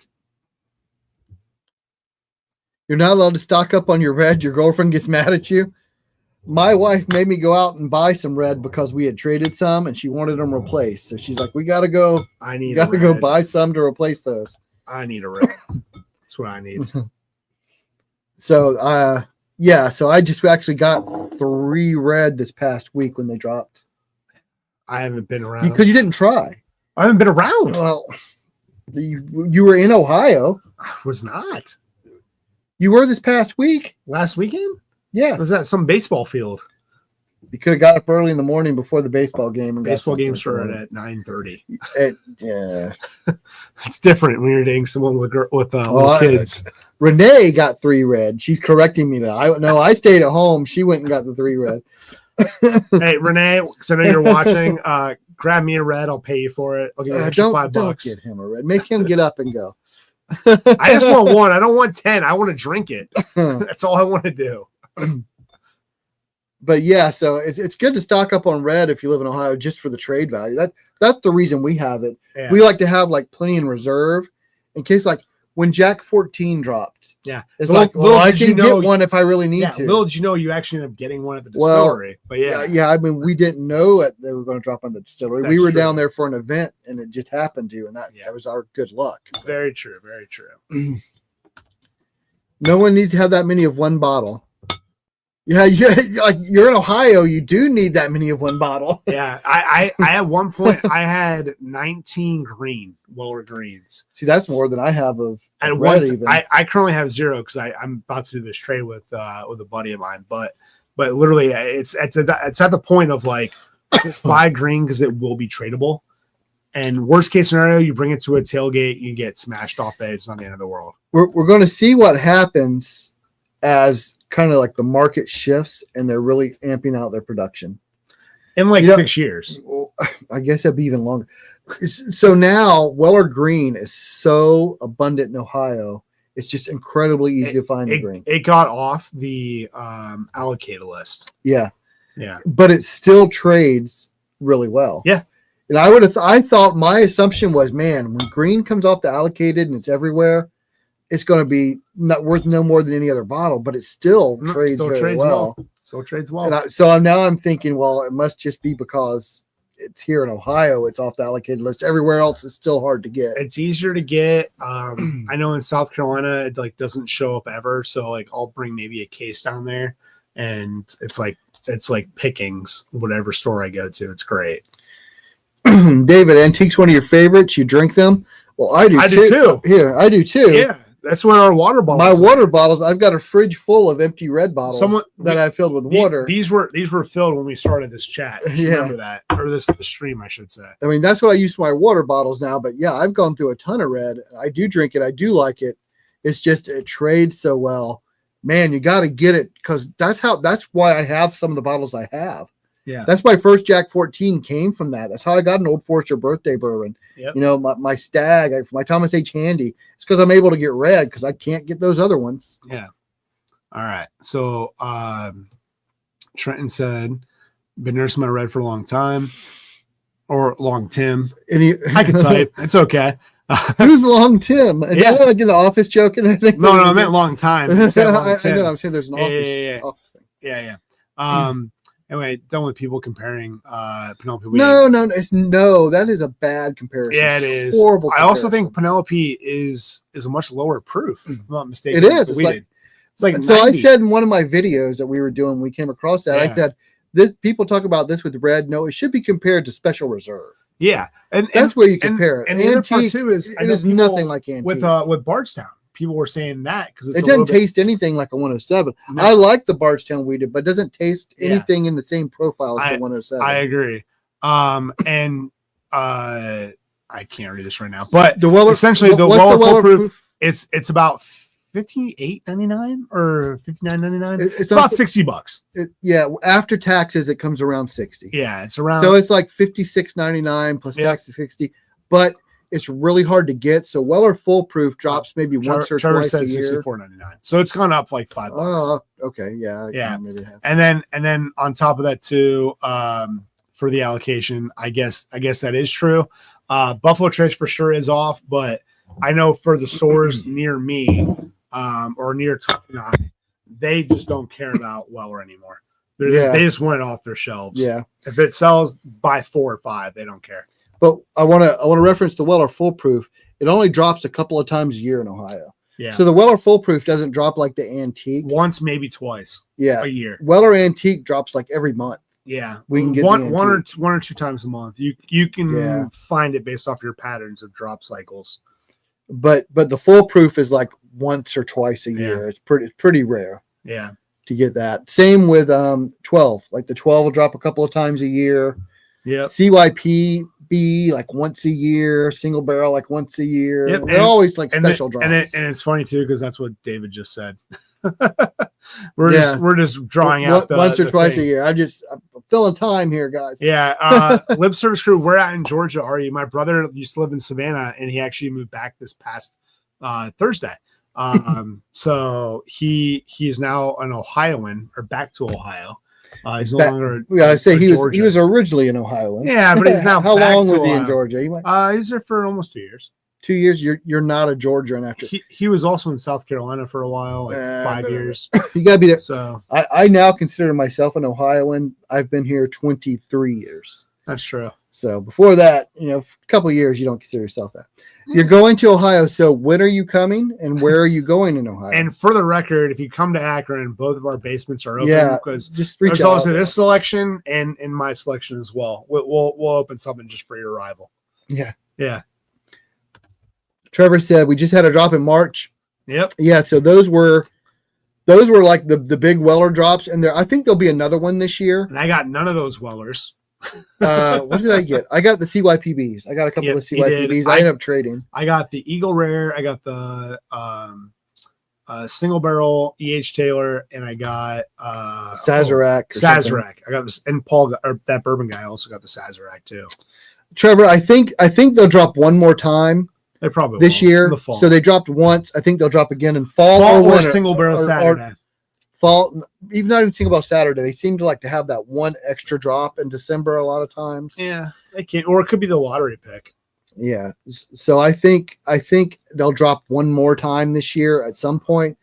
But yeah, the CYPB single barrels, full proofs in 12 years don't drop that often. Yeah, no, Not like the red, but the red No. we can get all day. Red all drops the at least once a month. CYPB, yeah. So David, you got the CYPB. I was actually out trying to get the Coy Hill because I have a couple of CYPB Yeah, from last year. jealous. That's why I come to visit his basement instead of the show being at mine. Yeah. And It's all about this vertical right here above his head. so I went to, I really wanted that Coy Hill, and the store I went to did not have Coy Hill. We guessed wrong. Yeah, so I got the CYPB, but I ended up being able to trade that. Or actually, I got Rock Hill Farms. Yeah, They had Rock Hill He traded Farms, that. and I traded the Rock Hill Farms for a Coy Hill, so that Yep. made me happy. Yep. Because I have all the others. I have all the Buffalo Trace stuff that I've picked up, at other times. But to me, the I look for that the only Buffalo Trace stuff I'm really looking for now is the stuff that's really hard to get, like a BTAC or like Or a stag. I always grab the stags. Yeah, I always grab as many stags as I can. I've got like all last year's lineup. Well, I mean, I you love can the see, stag. You can see this whole shelf right here. It's all stag. Yeah. He loves it. You got the single barrel and traded for the Cellar Age 24 and the H. Taylor. Storage, I love. I liked it. I'm not a Makers fan. I love Makers. I mean, that was my first program that I was a part I'm of. just not a big Makers fan. I love Makers. Yeah. That's when you were in line with Devin's mom. Yeah, yeah. So David, I think I remember yeah, that. Yeah. He was Discord, I think, was like, I think I'm in line with Devin's mom. no. Take a selfie. So I think like he had been watched some of our videos, and then he somehow met Devin's mom, and then he joined the Patreon. Yeah. I think Yeah. Devin's mom convinced him to join the Patreon. I don't know. It's so funny. Let's do another duck race. I don't know. We don't have any. I don't think we have any entries right now. We'll do that next week. We'll save it for next week. I don't know how much longer I'm going to go. I don't know what time. What kind of timeline you're on. I have my timeline's getting dinner after this, so that's about it. I ate dinner before, so I'm good. I made some veal and pasta for the last couple days. So I finished that before coming here, but I'm still hungry. So I'll probably get Chipotle on the way home. Trevor said he spent $65 on bottles that cost $175.80. Yeah, duck races are great for that reason. No. He's talking about he traded a CYPB. For the Cellar Age is like $175. Gotcha. No, absolutely. He got CYPB at MSRP, $65. That's a great trade. No, absolutely a great trade. I'm the same way because when I traded my CYPB, I traded like a CYPB and a Weller 12 for the Jack 14. Yeah. The Jack 14 is like $150 MSRP. Yeah, and you traded about $120. Right. So same way. You net $30 profit. So that's definitely the way to go when you can get some of those Wellers and you're on the trade market. Oh yeah. Which recently I got invited and I went to some of the national trade groups on Facebook. I don't know if you. I'm in a part of. I'm a couple. I know there's the Red Ball groups, and I know there's a subordinate recycled glass is one of them too. I'm a part of a few of those, but I don't. The only time that I've done it was actually for a Old Forester 100 proof. With my first bottle that I bought from an outsider group. It was from New York, and I got it in South Carolina. The guy shipped it down to me while I was down there. It was great. But Renee, I'm drinking at home, and I don't have to drive anywhere, and I work from home tomorrow. So it makes it a lot easier. I can be hungover than trying to drive through the night. I work from home every day. It's great. I don't want to hear about your job and how you work 3 days a week. I work 5 days a week. Donald's in for another duck race. Okay, you know what? Fine, we'll do another duck race. Well, I was going to say, I think... you know what? Marty had sent a super chat, so I'll put Marty down. Yeah, I was going to say, Marty got If you guys want to do another duck race, for every $5 in super chats, we'll do a duck race. Send it in, and we'll do it. And you know what? Put me down. I'll give you $5 in cash. Take the B off there because B got picked. Yeah, B got picked. Put me down for $5. You want down for an entry? I'll give you... Oh, actually, I got Venmo thanks to Scott stealing my bottle. So yeah, if you want to do a duck race, every $5 in super chat, you'll get a duck, and we'll do another race, and somebody can pick another bag up here. Dark Arts Toasted Lip Service said, "What is that? Mazanuro oak." All right, David, I got you. So I haven't had any of the dark arts yet. Have you had any of the dark arts? I've tried them actually at Jason's place, and they were really good. I just don't remember which ones I tried to know that was the one I should go for. I got you, David. Thank you. Trenton, can I explain a duck race? Yeah, absolutely. So Just donate your money. for every $5 you send in a super chat, you get a duck, and we call it a duck race, but I maybe do something else, but it's literally a race that we run online where say there's 15 entries, there's 15 people lined up, and it runs a random race online, and the winner gets to pick one of these bags back here that has a blind flight in it. Gotcha. Oh, got me. Cool. Donald, I got you, Donald. So it's just a chance to win a giveaway. It's a chance to win a bag. So earlier tonight, Sonda won, and she got a 2-ounce sample of 1792 single barrel, a 2-ounce sample of a 1792 sweet wheat, and a 2-ounce sample of a 1792 12-year. So she won the 1792 flight from back there. Yep. So if you win, you get to pick the bag. Sonda had another entry, so now Brad won't enter. Trevor said he sent a Venmo, and Trenton said he sent something as well. Okay, Trenton, I got you. And I'll look here real quick, Trevor. I absolutely trust you. I'll just make sure it came through. Trust but verify. There's only one time somebody said they sent something, but YouTube screwed it up. So, Trevor, I got 2 entries for you. There you go. All right. So yeah, it's basically if your duck wins the race, or your spider wins a race, or your zombie wins a race, whatever I win, you get to pick a bag, and you'll get something. Like last week, David won a Blanton's Mini. Yep. And that was courtesy of Renee. That was so my wife had picked up a couple of those, and she said, "Yeah, go ahead and put one in your bag." Renee, I got you all the credit. Yeah. So we'll go here in a couple of minutes. We'll run that. This is such a good Jack. I mean, all the Jack Daniel's rye are good. Yeah, the problem is I had to drive home. Real, I can't drink that. I can only drink a little bit. I still have a little bit of the maple. I'm very excited about this one. The toasted one. Trace, that was really good. I'm gonna have to revisit that. Yeah, that's really good. Sapsquatch, yeah. Dave, after Sonda entered, Dave said, No. If she wins again, then we're gonna have to ban her from duck races, I think. At least for one visit. At least for one visit. For at least 1 week, you gotta be banned. Yeah. It's the best way to do it. All right, guys, I'm gonna go ahead. It's gonna take me a couple of minutes to get this set up, and we'll run this race. Oh, Sonda's still running. She's on a victory lap. I should share that.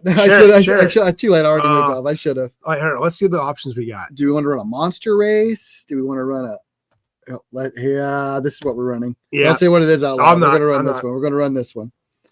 Okay, guys, it'll just take me a couple of minutes to put these names in. Don't worry, my one entry counted for 10. Yeah, right. For the record, I know you guys can't see it, but you can see us on chat, or on video, I should say. Todd is typing like he don't start with that again. He is typing like yes, I hunt and peck. Okay, I was gonna say a little chopstick action. The giant skewers on a charcuterie board. That's what he's doing. I have worked in IT for 23 years. Which is sad. You should know how to type. Mavis Beacon. Learn how to use it. Okay. All right, how many we got here? We got 1, 2, 3, 4, 5, 6, 7, 8, 9 entries. Is that what we got here? Yep. 4 and 5. All right, cool. 1, 2, 3, 4, 5, 6, 7, 8, 9. There you go. All right, can we okay, shuffle? Before we run, last we chance. Shuffle? If anybody wants to join in the duck race, last chance. I'll give it like 1 minute, and then we're going to run it. Renee said, thanks, Patrick. Asking about his trade for the 375s of Weller as well as Eagles. So please elaborate. So Renee is the one who arranged the trade for the 375s. There you go. The truth comes out. Some would say it is a hard truth. I hear her cackling upstairs. I heard her laughing. That's great. You really cracked her up with that one. That's great. That's so great. Where's the little voice prompts? Oh, which one do you want? I don't know. All I know is they're hilarious. All I know is I hear Renee cackling, and I hear Interesting. Yeah, it's interesting. Yeah, that's right, Devin. That's right. It is interesting. All right. I'm gonna go run. I'm gonna go run this race, guys. T good. All right. Yeah, that's a pretty good little singer right there. I love it. I love it. So I'm gonna shuffle this one. I get to shuffle There you go. and turn off the music. All right. And I What am will I? Go, What character am I? I didn't see it. we'll see when we go back. I'm gonna share the screen. I got to make sure everybody can see. Yep. All right. Oh, I'm a little And goat. Everyone can see. You are the goat. I am the goat. Are you the goat? Are you the actual goat? Hopefully I don't mess Let's it see. up. All right, here we go. Farm race. I don't want to be winning it. Oh, it's all neck and neck right now. And it's a good six. Trenton's got a little. Look at Trevor. Chicken's got a little. Oh, yep. There goes Trevor. There goes Trevor. Sonda's a chicken too. I'm up liking there. my position right now. I'm okay with it. Yeah, let's see. Donald's pulling up the rears, the sheep and the pig. David with a little stride. Here with he the comes. cow. Here he comes with the cow. Oh, come on. He's taking over. He's got the longer stride. The cow's got the longer stride. Yeah, he does. So look at that dog though, Marty. the sheep are really falling behind. Trevor, you're getting dusted here. Oh, Trevor's Here coming we back. go. Here we Heard go. you. It's coming in. Oh my God, David! David takes What the off. hell? Oh, he saved. Nowhere. Go. Came out of nowhere. There you go. Wow. Absolutely incredible. There you go, David. That makes your second win in 2 weeks. We had to run 2 of them. Yeah. but he got his So second we win have in 2 weeks. A, C, and D. Which option are we picking today? Yeah, A, C, and D, David. A, C, and D. ABW. Thanks for joining us. A name I haven't seen before. Have we heard of a guy named Whiskey Reaper? No, can't say we have. No, I've never heard of a Whiskey Reaper. That's new to me. D. David wants D. You Let's see would what we like the got. D. Yeah, David loves the D. Giving me some David crap loves with the giving me some crap with the whole chicken cock thing. Now we're at the point of returning the favor of insults. All right, so this is. Let me say because I gotta see what flight. Oh, I know what it is. Oh, well, David just won. A huge David just set of samples. won the Stag flight. Yep, Stag. So we got Stag 24D, Stag 24C, and Stag 24B. So you won 3 of last year, 2-ounce samples, 3 bottles from last year's Stag. Yeah. So you got the Stag flight. Congratulations, David. He said his wife set him up. I'll take that all day long. Congrats to your wife, David. Well, you need to thank her then. So you got that's a pretty nice flight. I know you got like one of those. I think you got the D. I don't know if you got all the rest. So well, he got the D twice now. now you got you got like double D. Oh, So- no, there you go. All right, there we go. Yeah, it's Stag. It's Yeah, Stag. that's the reaction we want to see. Yeah. There we go. So there you go. Duck So, races are worth it. There That's you what go. we're trying to say. Congratulations. And I know you had said last week I never won before. He won last week. Now he's won twice in 2 weeks. Twice. Trevor never wins. Trevor, you'll eventually win. I promise you. One day- Eventually it works out. It all evens out. One of the things I learned from my college roommate is one day when you're older, you'll understand. So one day when you're older, you'll maybe win.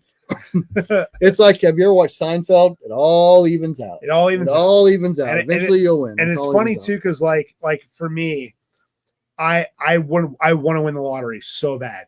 The problem that's a little. but the problem is I need to play in order to win. Well, yeah. You can't say you want to win unless you actually play. She yelled, "Take the D." I just went with it. And Patrick hears that constantly. Yeah. So- No.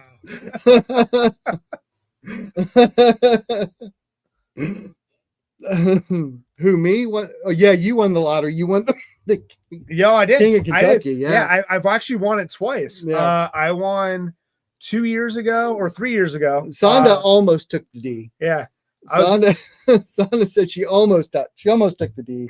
Almost. But she ended up not taking Almost. the D. Trevor, I actually won a batch 11 E.H. Taylor barrel proof 2 years or 3 years ago. And then this past year, I won the King of Kentucky, and that bottle is down to this. There's like nothing in it left. I've been sharing with everybody. So I passed kindergarten as well. So if anyone is able to come back to the Akron area, and you're able to swing by my basement, if it's available, it's for you to pour. So Trenton asked, "What's my all-time favorite stag batch?" He got the Kroger store pick. Yep. So my favorite stag batch is a Stag Junior. It is batch 15. Absolutely, is good. It 17? So good. Is 17 the last year that they did the? Yes, last. I have the last possible one for that. That is a museum piece, just because it says Junior, and then my. Well, do you want? I don't know if you want to pour it. Do you want to pour? I'll pour. Yeah. So Stag 15 is my favorite batch, and again, this is from my wife. So my wife. So when Stag was dropping, whenever something big drops, my wife and I will go to separate stores to wait here in Ohio, because you never know what store is going to get what. And when Stag dropped, this was 2 years ago now, I went and stood in line. I ended up getting like a 22A, and the store she went to had some like old batches that got delivered, and she ended up getting that 15. So that is my favorite batch of Stag. Yeah. And when I was down in Miami, my cousins are really big into the. Yes, my wife also won the old Fitz last year in the winter lottery. Yes, she did. But when I was down in Miami, my cousin and his wife are really big on like the Renaissance festivals and whatnot, and they have a old Stag Junior bottle. Not sure which batch or whatever. You have to look at the proof. The proof tells I know, you but batch. it's all shellacked and stuff and like made into a decanter. So it's really cool. It's really sweet. I'm very fortunate I got a gift of that. But I don't know which batch it is, but it's cool that it does say Stag Junior. So I've yet to decide what my infinity bottle is going to be with that one. There you go. Put that over there. Todd's trying to use the words, the English language. So I get such a nice, like chocolate covered cherry from this batch. Yeah, it is so good. The astringency is not there. There's no bitterness. It's all like chocolate and cherry and oak. So good. I just got a Stag pick from Myrtle Beach. Wait. Hold on. Good. Was that at Pavilion? Or was that at what was the other store that had it? I don't think it was Paulie's. He was just down there a couple weeks ago. I've actually been down there a month and a half this year so far, which is crazy because usually it's about a month at this time frame. But that's still awesome, Trevor. Anything over 130, I think, is good. That's about the proof of the pick I got. I can't remember exactly what it is, but it's around 130 something. This one's 131.1. Yeah, this is the best Stag batch I have had. 15 is fantastic. Yeah. Hey, Donald, I want to know what store was it? Pavilion or was it beach / surf / Paulie's? Because it's a 3-way combo store.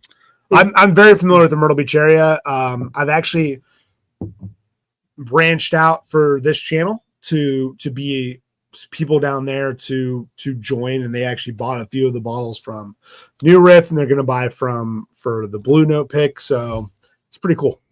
Cool. David, if you're still in the chat, go ahead and post the link to the Facebook group and to the Discord for anybody who might not be a member. Trenton, so if you got that Kroger pick, are you like in Ohio or Northern Kentucky? Are you kind of in that area? I'm guessing if you got that Kroger pick, you must be close. Yeah, somewhere around that border. We have a lot of people in our subscribers, and a lot of people on our Patreon are either Ohio or Northern Kentucky. Yeah, they kind of float between both states.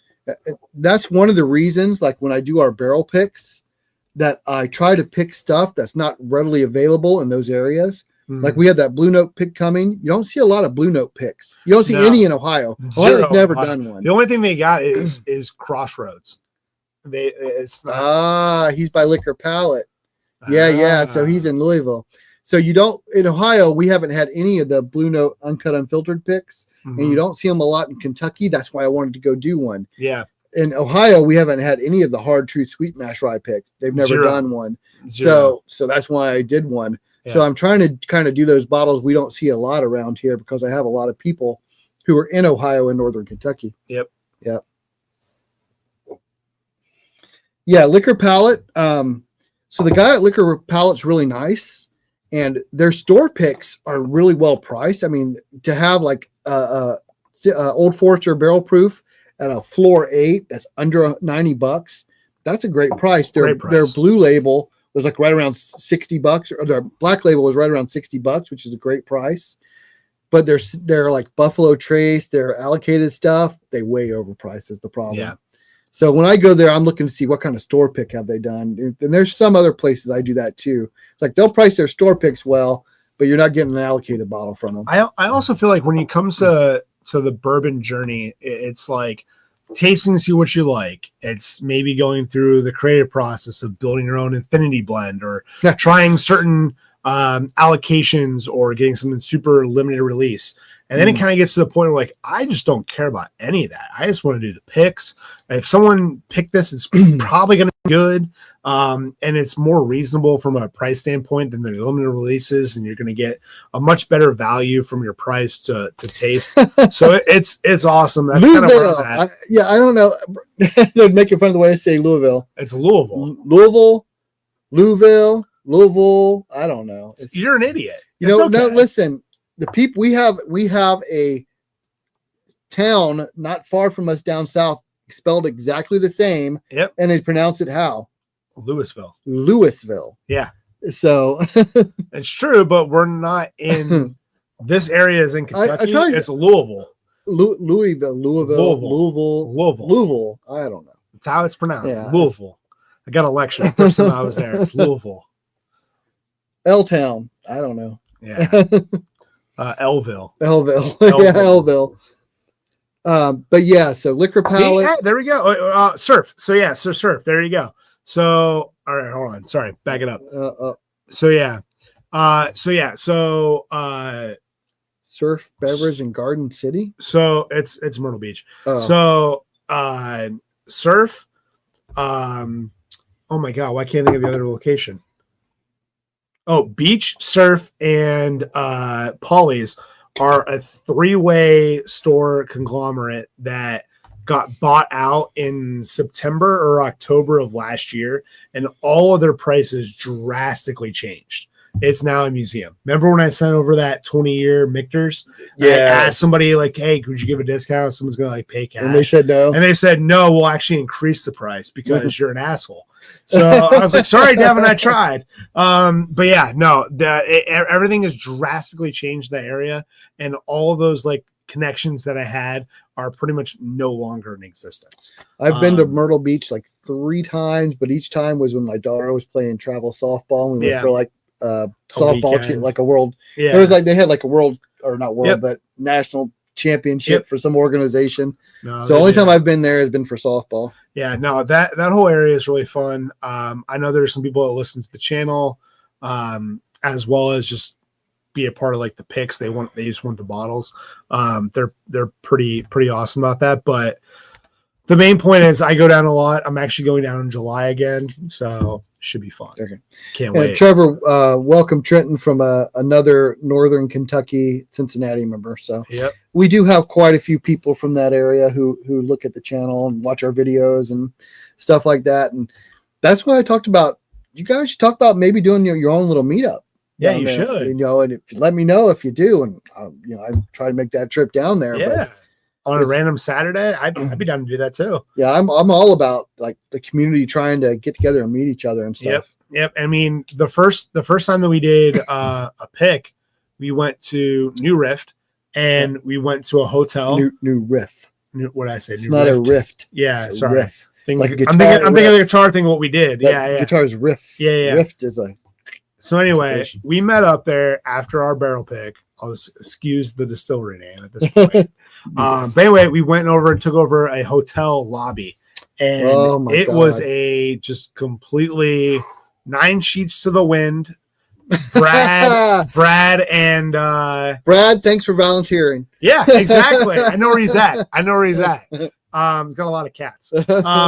But Todd and Brad killed, I think it was Steve also, killed all the trunk samples. Oh man, we did like 30 samples that night. Yeah. 32-ounce samples plus all the bottles. And There's a couple fresh cracks. I think it was like a great 3 time. a.m. when I finally stumbled to bed. I went to bed around 11:30 midnight. And then the next morning we headed out to Louisville. And we went to Devin, Louisville. We headed out to Louisville. There you go. You're learning. You're learning. We headed out to Louisville and went to Old Forester. Devin, that bourbon guy, Paul, and I, we all went to. Yeah, they were weak. They went to bed early. No, I went to bed at 11:30 midnight. But Early. the point is, we went to Woodford, got the double oak. Yeah. That was at the time distillery only release, and then from there went to Buffalo Trace, Wild Turkey, and Four Roses. He got the hazmat pick from 179 from the store. It must be in the store you were talking about. Yep. That's what I was going for. It's questionable at that price, but I mean, honestly, a store pick that's a hazmat, I probably would have done it. It probably should have been closer to $80 or $90 because it's a stag. Brad, I grew up in Florida. You're lucky when I wear shoes. Dude, I barely wear shoes here. Yeah, that's something else. Like I want to do a meetup, but it's so hard to find a place. It's so hard to find some place that allows you to, that's not super expensive, but because I'm not doing a meetup if you can't bring your own bottles. I'm not doing you go meet at a bar and you have to buy pours that are overpriced. Yeah. I want people to be able to bring their bottles and stuff. So it's so hard to find a location to do stuff like that. I wish it were easier. And I had talked to some of the other channels that were down for it. It's just trying to find somewhere. At that point, I'd probably just do a house party. Not many people have that kind of house, space. Right? Also, if you have the yardage, if it's nice weather, you can do it in the summertime. Yeah, I want to be able to. I don't know. It depends what the weather's like. Yep. It's so iffy. See, especially there you go. Here lately. In Pavilion pick for $90. It's what it should have been. So, yeah, as you can tell, the beach surf and polys, they've gone up in so much in price for no reason. But I'm glad you got the other one for 190. So, or sorry, not 190, just 90. That makes it a lot better. And that's the Pavilion is the one in Myrtle Beach. It's like northish Myrtle. Yeah. I haven't been back there in quite a while since my daughter was playing softball. I was there like 3 weeks ago. my favorite memory of Myrtle Beach is doing some escape rooms down there. Like they have really nice escape rooms. Yeah, they do. Great escape rooms down there, and doing the Barefoot Landing. Barefoot Landing, yeah, that's North Myrtle. Yeah, and there's a boardwalk too. I remember. So they have the Broadway at the beach. Yes, and they also have the other cool place which I love, the Marsh Walk, which is in Merle's Inlet. I think it may be Barefoot at Barefoot Landing. Barefoot Landing, where you walk by and there's like a sign like saying "Don't go back here." There's alligators or something like that. Yeah, that's pretty cool. And we went to I think the Paula Dean's there and did the buffet. Yep, fantastic. Yep. And if you get a chance to do that Paula Dean's buffet, food's great. I have no clue. Really good. I haven't been up north for a decent amount of time. Last summer, we ended up going to Ocean Isle, which is like pretty much like Youngstown to like the PA border. So it's like 15-20 minutes, but you're in North Carolina going to South Carolina. So like I spent a week there for 4th of July and it was really fun, but we ended up going to Clark's, which actually, if you guys saw the Burr-Eye post that I did from High West 2 nights ago, that glass was actually from Clark's. They let me take it. I complimented them on their restaurant picks, and I'm like, can I just buy a glass or can I just take one? They're like, you've bought 3 of our store picks or restaurant picks, you can just have the glass. I was like, yes. So I was very happy about that. So I spent they had a great Weller Full Proof. They had a Russell's pick, and I can't remember the other one that I had, but it was all delicious. I think like all 3 came to like $60. It was great. It was great. Yeah. So next week I'm headed down to do the CASK 529 barrel pick. Yep. And then I don't think I'm going to be taking another trip until the end of June. Okay. At the end of June, I'm going to be going to West Virginia. So I've been doing a lot of Kentucky and Tennessee this year. Going to West Virginia because we're going to a Bigfoot festival. Yeah. So we're going to go spend a couple of days in Sutton, West Virginia. I'm excited about that. To kind of break away from the whiskey just for a little bit and do the other thing we really like, which is kind of like the cryptid, supernatural type stuff. Yeah. and they say I'm the weird one. No, No, that'd be great. country roads take me home. Yeah. West Virginia. You know, John Denver went to the same high school I did. Really? Not at the same time. Oh, Obviously, yeah, he was yeah. older. But I'm just saying. But yeah, we went to the same high school. Yeah, Niceville Senior High School. Yeah, he actually was in the same class as my mom. She Oh, wow. showed me her yearbook from like back when she was a senior, and there's a picture of him performing at the talent show. Wow. Yeah, That's awesome. so I'm a John Denver fan. Yeah, absolutely. I just remember, I think one of the best lines in any cinematic movie is Dumb and Dumber, where Lloyd Christmas and Harry. Like the most annoying sound. No, not that one. That one's annoying. But when they go out to Colorado and they end up going the other direction, and he goes, "Oh, we're in Colorado. That John Denver's full of shit." WVU grad. Oh, all right, there you go. There you go. My one of our relatives, like sons, graduated from WVU recently. So I think of friends that live in. I have two friends that live in South Carolina that went to West Virginia, but also the first thing I think of is Pat McAfee. he didn't go to West Virginia. He did? I thought he went to Pitt. No. Oh, okay. He was born in Pittsburgh and then went to West Virginia. Okay. And he went there because he got a back alley poker tournament that he won to get a X amount of dollars or whatever to go to a kicking camp, which he dominated in, and that's how West Virginia found him to go there. So yeah, I know. I just love Pat McAfee. Just a love, like true. No, he's funny. Gritty. He's funny to watch. He's hilarious, funny to watch, yeah. but a true like underdog person. Well, I agree with that. He should anything in Pittsburgh. No. I am not a Pittsburgh fan of anything. That's the only place I've had a homeless person come out from under a bridge and spit on my windshield and try to clean it with a piece of newspaper. Oh my God. So I had a homeless person in Indianapolis steal my lobster macaroni and cheese. It's a great story. Okay, all right. I was dating a girl at the time. We had a date night going to a Texans Colts game the night before, or the night, I should say, the next day. And we were walking down through Indianapolis, and somebody not like at knife point or anything, but pretty much just robbed us. And he's like, "All right, dude, take this, whatever."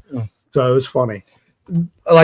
So every time I've been to Indianapolis a couple of times, like I think 3 times we've been up there, Mm-hmm. and I've always enjoyed it. I had a great time. I've been there twice. It's incredible. Yeah, so we went twice. We had tickets to the Big Ten championship to go watch Ohio State, and both times they ended up losing. Todd, never go to those games. No, I will never buy Big Ten champ. So I bought the Big Ten championship games in like January. Oh yeah, expecting it. Both times they lost, so I will never buy Big Ten championship games again or tickets again. But we still went to Indy and spent the weekend up there. Yeah. You know, we've had a good time. We've done some other stuff. It's a fun area, fun city to be in. Yeah. So it's not anywhere near as bad as some of the other cities I've been to as far as the atmosphere and the homeless population and some of the other stuff. I will say though, after going to a Colts game, one of the unique and awesome experiences was like going to the bathroom in the fourth quarter and realizing how clean the entire facility is. Like, oh my God, I can eat off this floor. It's so like immaculate. So it's pretty awesome. But yes, the Indianapolis 500s this weekend, as well as he's the F1 guy. I've watched as well as the Monaco race, which is really the qualifier is the race because there's really minimal passing, but a very exciting day for racing. Because I know also NASCAR has a pretty heavily favored race. I think it goes F1, then the Indy 500, then the NASCAR race, if I'm not mistaken, for the lineup. I don't watch any of the racing stuff. I don't know about any of that. I do. Anyway, back to you went to Ohio State, Michigan in 2012. That was the year I graduated college. That was Urban Meyer, right? That was the Urban Meyer team. Yep. That the defense was awful and they ended up getting smoked. I think that was the year.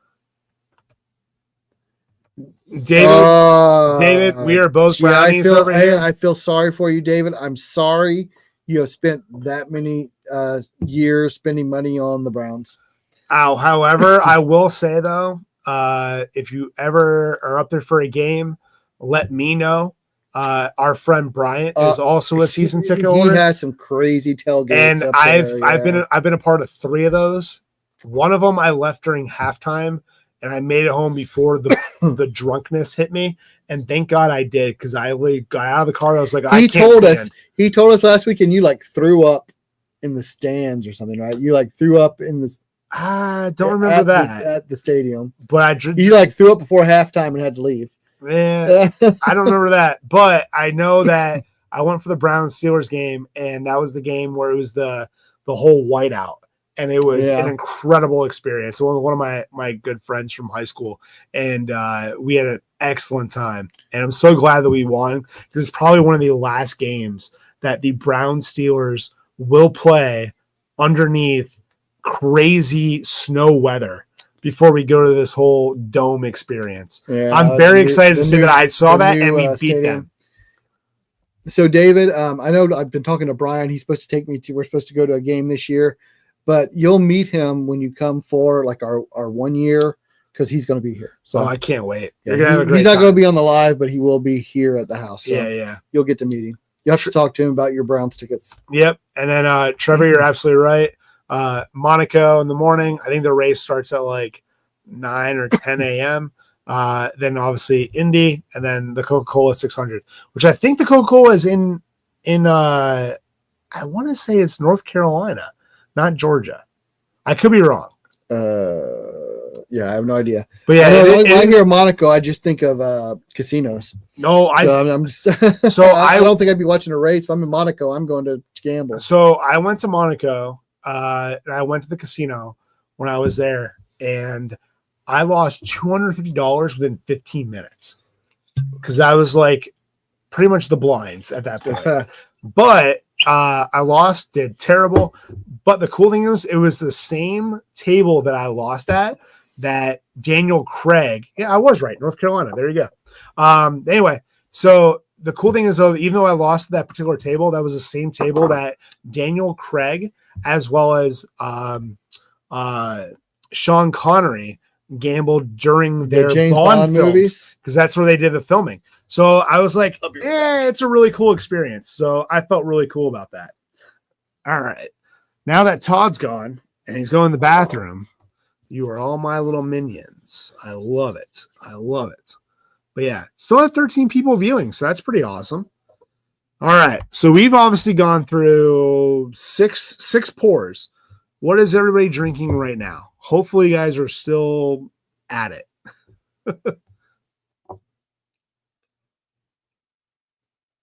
I'm still sipping on this Jack Daniels pick. It is, or sorry, the stag pick.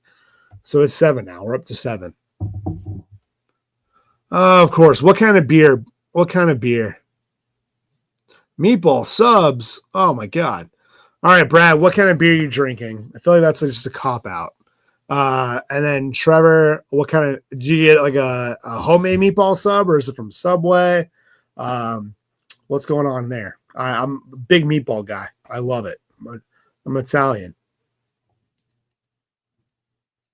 Ooh. This thing is a sleeper. Big fan of the Tin Cup 10-year. So I wanted to make sure this camera could go at least 2 hours, and it's gone over 2 hours now. Yeah, because we're doing the live 2.5 camera.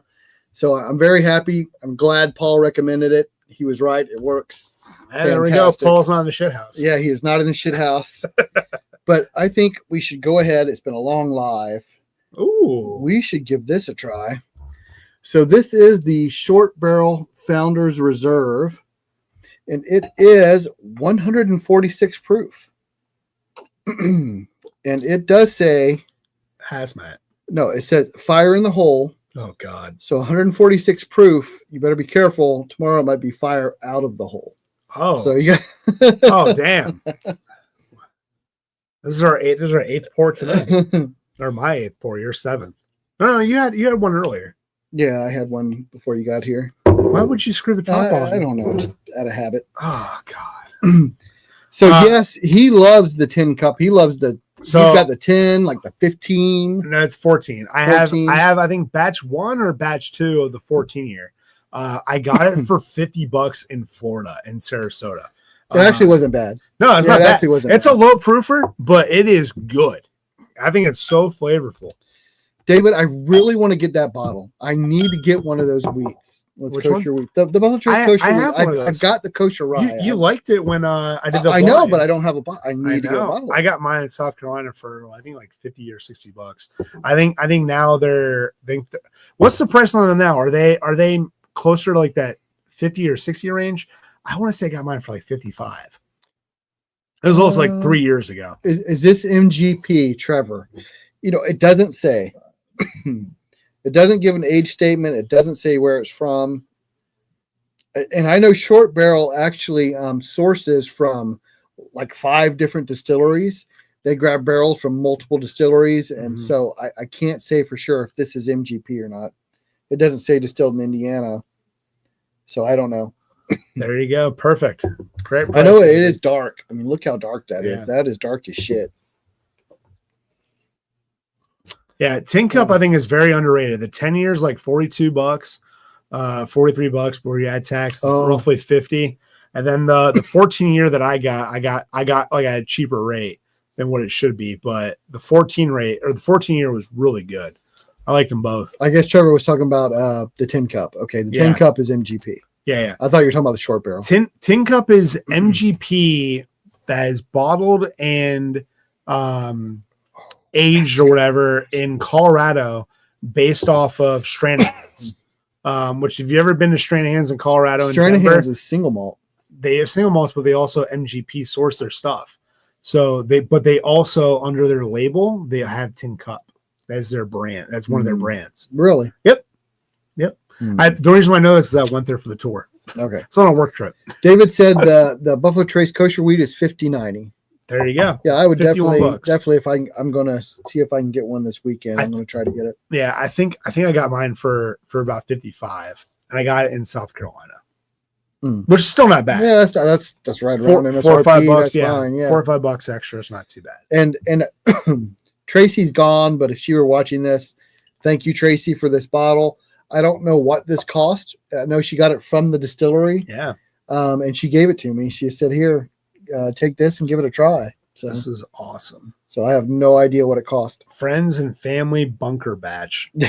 Flammable liquid, 73% alcohol, 140. Here's the funny part. It says, warning, consumption may cause uncontrollable urge to buy more short barrel bourbon. That's so funny. It's got a really good nose, though. Yeah, it's got that nice proof. I mean, it's got that strong classic bourbon smell. I just love this bottle.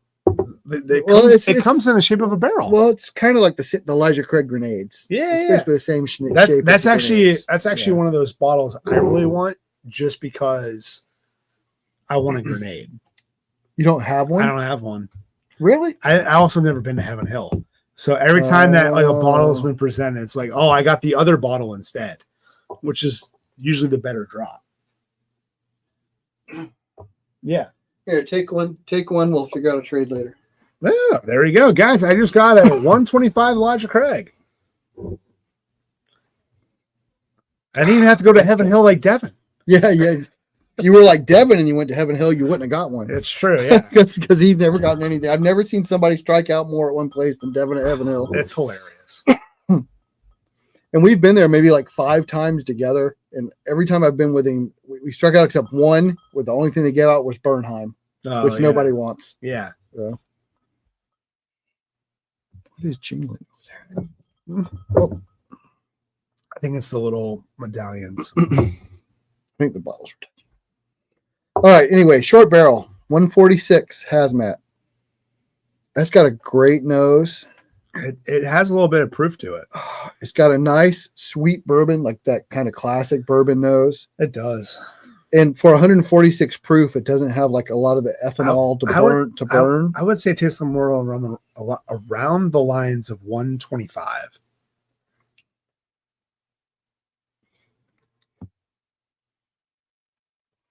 There you go. That's right, David. saying it was a bonus bottle. It's not a bad thing. I mean, you can see the size.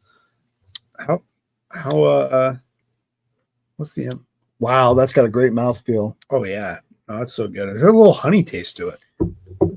I think it's like a little bit, maybe a little bit of honey, like a honey and brown sugar. There's something on the front that's really stands out on the front of the palate. On the back of the palate is kind of just tingles. It's not a lot of flavor on the back of the palate. I think she did say, I think you're right. It was a bonus bottle, but she like had to spend a certain amount of money to get it as a bonus. I can't remember exactly. I wish she was still here to tell us. But regardless, thank her very much for. She'll check it out on the stream. For giving tomorrow. that to us. Yeah, just like Trevor was going to check it out tomorrow. Yeah, but or Trent. Sorry, or Trenton. Trenton showed up, and Trenton showed up though, so you don't have to watch the video tomorrow. You got the shout out twice. So Trenton, you said you live near Liquor Palette. Have you been to State Liquors or Cheers? Because those are two that I would actually really recommend for people to go into. Louisville. Cheers was awesome. Did you end up going to Cheers? I did not. I know you got a lot of bottles from Paul. Oh yeah. So I watched his video, and then that bourbon guy Paul ended up going through, and I was like, Paul, I've watched this video. Go to this shelf, do this. Like I was like replaying the video as I was talking on the phone. I'm like, it should be right here. He goes, oh yeah, it is. How'd you know? I'm watching the video. I know exactly where it's located. Just grab that one. So I got like 6 or 7 bottles that are over here on the corner. But yeah, it's great. It's awesome. Oh, that Easter egg hunt. That was so cool. They did that. So I was there right before Easter, and they had that whole shelf of all these bottles. Like these are going to be in the Easter egg hunt at MSRP, and there were some really good bottles up there. If I live closer, we both. I was like, I'm here the week before. Yeah. So I was like, I needed it. You know what I mean? It's like the Saturday before the release. Yeah. Head to State Liquors though. They had some really nice picks. I've actually got a couple on my shelf from them. I got the Old Forester Black Label pick that they have, which is like $64.99. Did I get one of those? I think I did. I think you may have. I can't remember. I know I picked up a couple of bottles.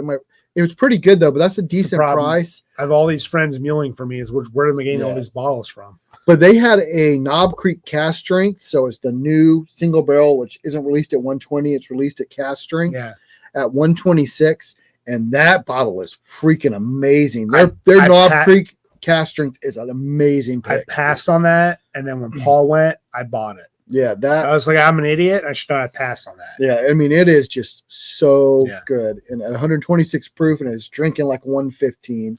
And it's just so sweet and smooth. Cheers, Trevor. Have a good night. Good night. I was going to say good night, Renee. Good night, Renee. Popped up. Good night, Trevor. We'll see you next week. Remember, next week, Tuesday. Tuesday. Short week. Yeah, because we're going to be traveling. Yeah, and good night, Trevor. All right. So, yeah, get a chance. Go to State Liquors and check them out. They had some decent bundles, and they had some nice store picks. Yeah. They had a Camp Nelson there, too. They had a Camp Nelson pick that was pretty good. And honestly, between the Camp Nelson and the Tyrone, they're both phenomenal. Yeah, but the Camp Nelson's just better. The Camp Nelson's just better. I've done my Kentucky Spirits. The Camp Nelson Kentucky Spirit's the best Kentucky Spirit I've ever had. I don't blame you for a Kentucky Spirit, but I'm saying from like just the regular Russell's picks. They're both phenomenal. People obviously highlight the Camp Nelson, but I think the Tyrone's equally as good. They're both good. They're both delicious. I don't know. I think the Camp Nelsons, like I said, have been. It may be like a hair better.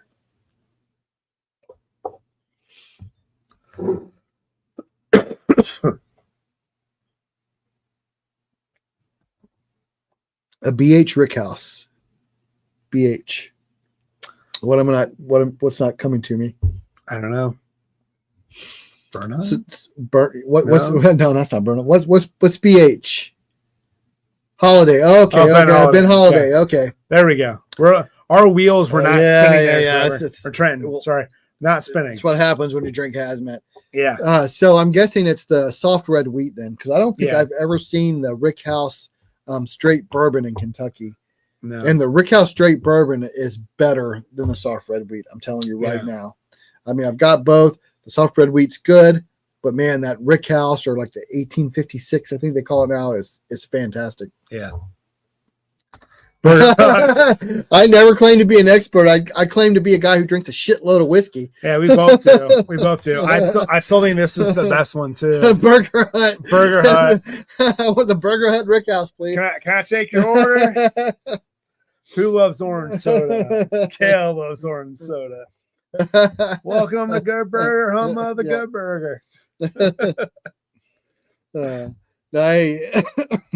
No, it did. I couldn't think of it. I couldn't either. I was like, what the hell are you talking about? And the crazy is, we literally drank it. It's right here. Yeah, we drank that earlier. Yeah. Oh my God. Clearly, we have too much fun. We couldn't think of it because we drank it earlier, along with a bunch of other stuff. I was like, Bernheim, no, that's not right. Yeah. No, it's crazy because we've had 1, 2, 3, 4, 5, 6, 7, 8.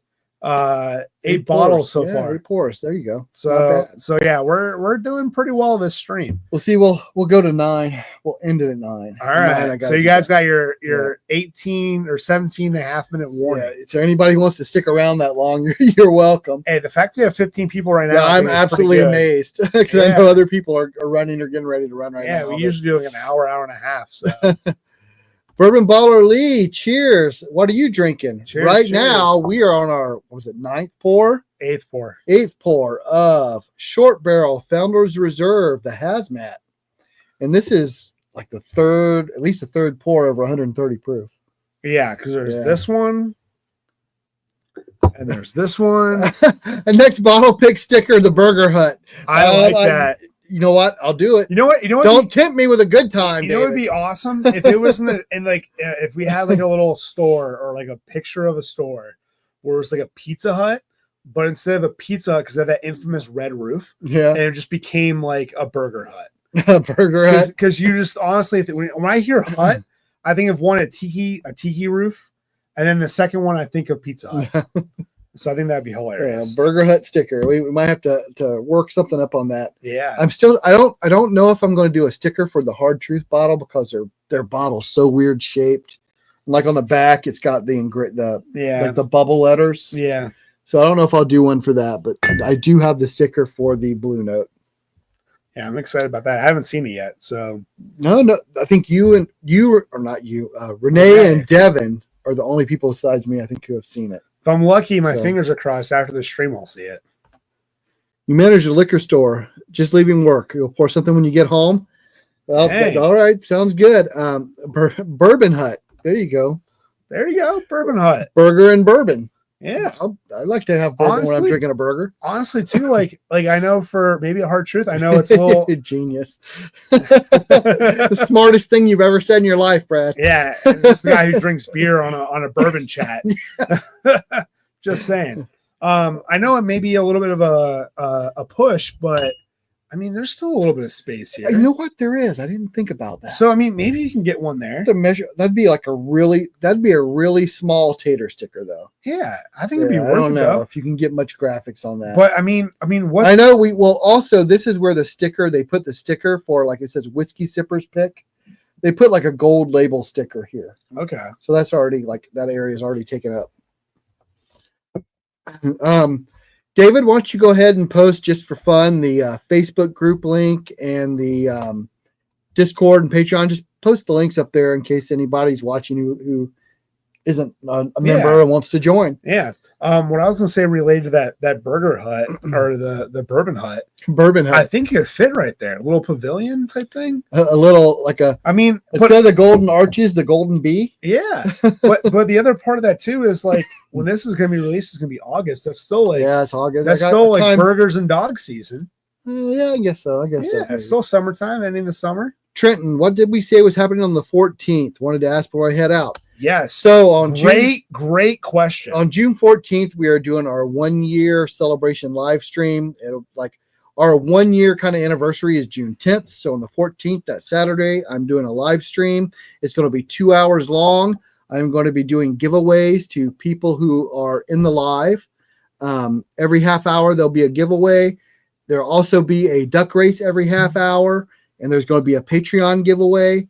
And then after that 2-hour live stream, I'm going to set everything up, and I'm having some Patreons who live around me over, and we're going to have a party. That'd be me. And we are going to just live stream the party after. So it's going to be 2-hour direct live stream, and then probably 4 or 5 hours of live streaming the party afterwards. Yeah, and Ubers will be called, so don't worry about us. Yeah, start time 5 to 7 is the main live stream. So at 5 o'clock, we're going to start the live stream, go for 2 hours. Like I said, every half hour, we're doing a giveaway, and then we're just going to have the after party afterwards. Yeah, exactly. Yep. So that's going to be our big 14th 1 year anniversary celebration. And, I think we'll start. What? Oh, No, just put the links up. And I think by then we'll hit 1,500 subscribers. We're roughly 40 to 45 people away from that. We're pretty close. So we're very close. So we're hoping that does. I think in 3 weeks branch out. we'll hit that last 40 people in like the next 3 weeks. I certainly hope so. I hope so. It'll be a double celebration. Yeah. It'll be a good time. So anytime we've had like parties here afterwards, they're great. So what we do is wild. So behind us, my little lighted up pedestal, I line up Freshcracks, like what we're going to open. Kind of the agenda, the itinerary. The itinerary of what we're going to do on the after show. Yeah. And we have some really good bottles normally lined up. I mean, we've cracked like George C. Staggs, and we cracked just a ton of really good stuff. I've got some good ones lined up for this one. The other part of that too is Todd just says don't bring anything, and people still bring stuff. Yeah, they still bring it. So I know I have a couple bottles on that list, so they'll probably end up there. Well, I know we'll see if we get to them, but they're going to be up there. Paul said he is bringing an epic. Oh, I know what he's got. So can't say. I know he's got like 4 or 5 bottles I've never even had. Yeah. So it's very possible he's going to have something that a lot of people don't get to see or drink. So yeah. So it's going to be a good time. Yeah. And I think obviously it goes to show for this particular channel, we're obviously really big in the community for sharing. Clearly we do duck races once you try many samples. For the trunk samples, clearly those are gone very quickly. Yeah. Thanks to Brad and to Steve and Todd drinking his own supply. But also like when we do the barrel picks, like everyone's getting together, which is a really cool, cool experience, and trying and swapping different things and muling for one another based off regions of the United States. But also when we do these events, like they're very cool to say, hey, I have this, I want you to try it. Or, hey, I got this, I want you to try it. It's really cool to see that dynamic come together. It's so fun. I love it. Yeah, it's one of the greatest things I'm all about sharing. Yeah. Sharing the different whiskey. We both passed kindergarten. Absolutely. That's all about, I want other people to try it. I don't want to hoard anything. I don't want to have anything that I'll never open. I like to share. I like to experience with other people. That's why very, very few fresh cracks are done with just me. I mean, somebody's got to be over here. There was one during Ohio State when we won the national championship. There's a nice fat cigar in his mouth too. Yeah, that's a national championship. That was a national championship. I was celebrating a national championship. Yeah, so. He couldn't invite me over that day, and easily could have watched the game together. But no. If they had lost, I wouldn't have opened it.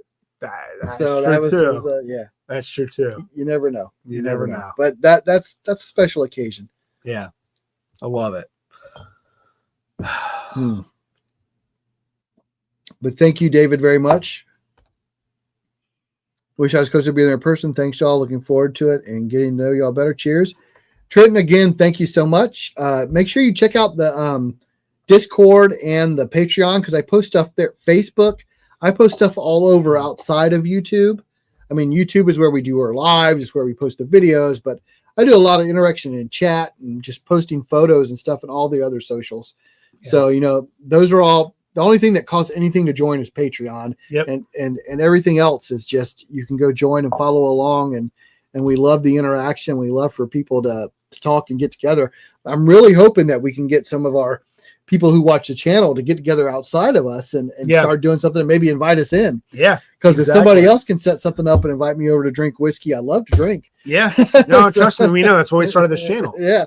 Or I should say he started this channel with Devin. All right, Donald, thank you very much.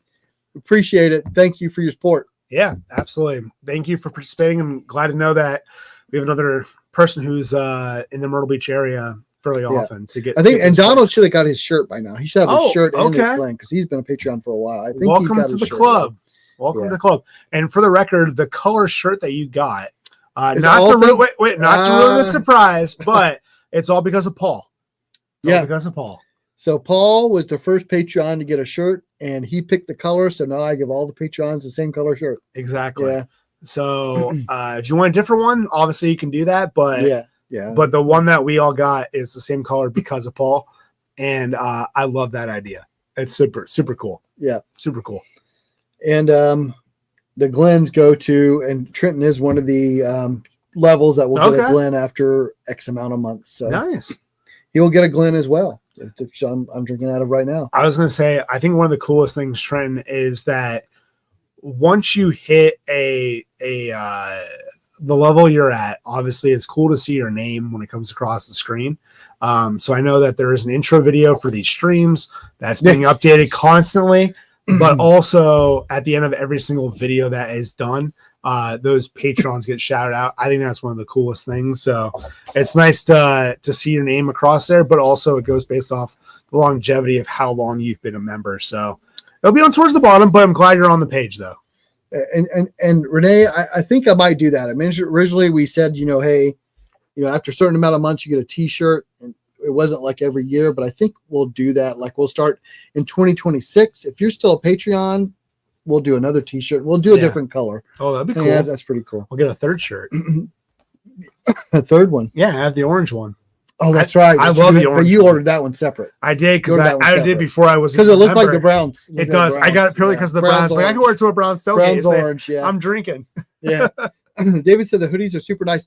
David wears a hoodie like all the time. Yeah, I need even like when it's not ours, he's wearing some hoodie. Yeah, but he loves hoodies, and he says our hoodies are really good quality.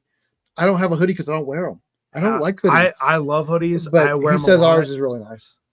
So from a size perspective, it may not look it. I know I'm a little slimmer physique than Todd over here, but asshole. That's okay. I don't care. But no, I call it single fatty, an XL. But I usually go a size. Then I'm the double fatty. Well, no, but no. So I go double fatty for my sweatshirt size. So I just like I'm a little bit more cozy and whatnot. Plus, it makes me feel like I've lost weight, even though I really haven't. It's just a optical illusion in my mind. I love it. Once you open that grenade, let's go ahead and. Are we opening this? Or do you like not want to open it? You want to just save it for? I kind of just want to save it for. All right, never mind. The edge. Just save it. Don't open it. Then. All right, I don't have a problem with it. All right, I'll save this for when we actually do. You know what? I'm going to open one of mine. All right, so he's going to open one of his. However, I'm going to make a promise on stream for the other 14 people that are viewing this right now, because we're now big numbers over here. I'm going to open this. 14 bots. It's 13 bots and David.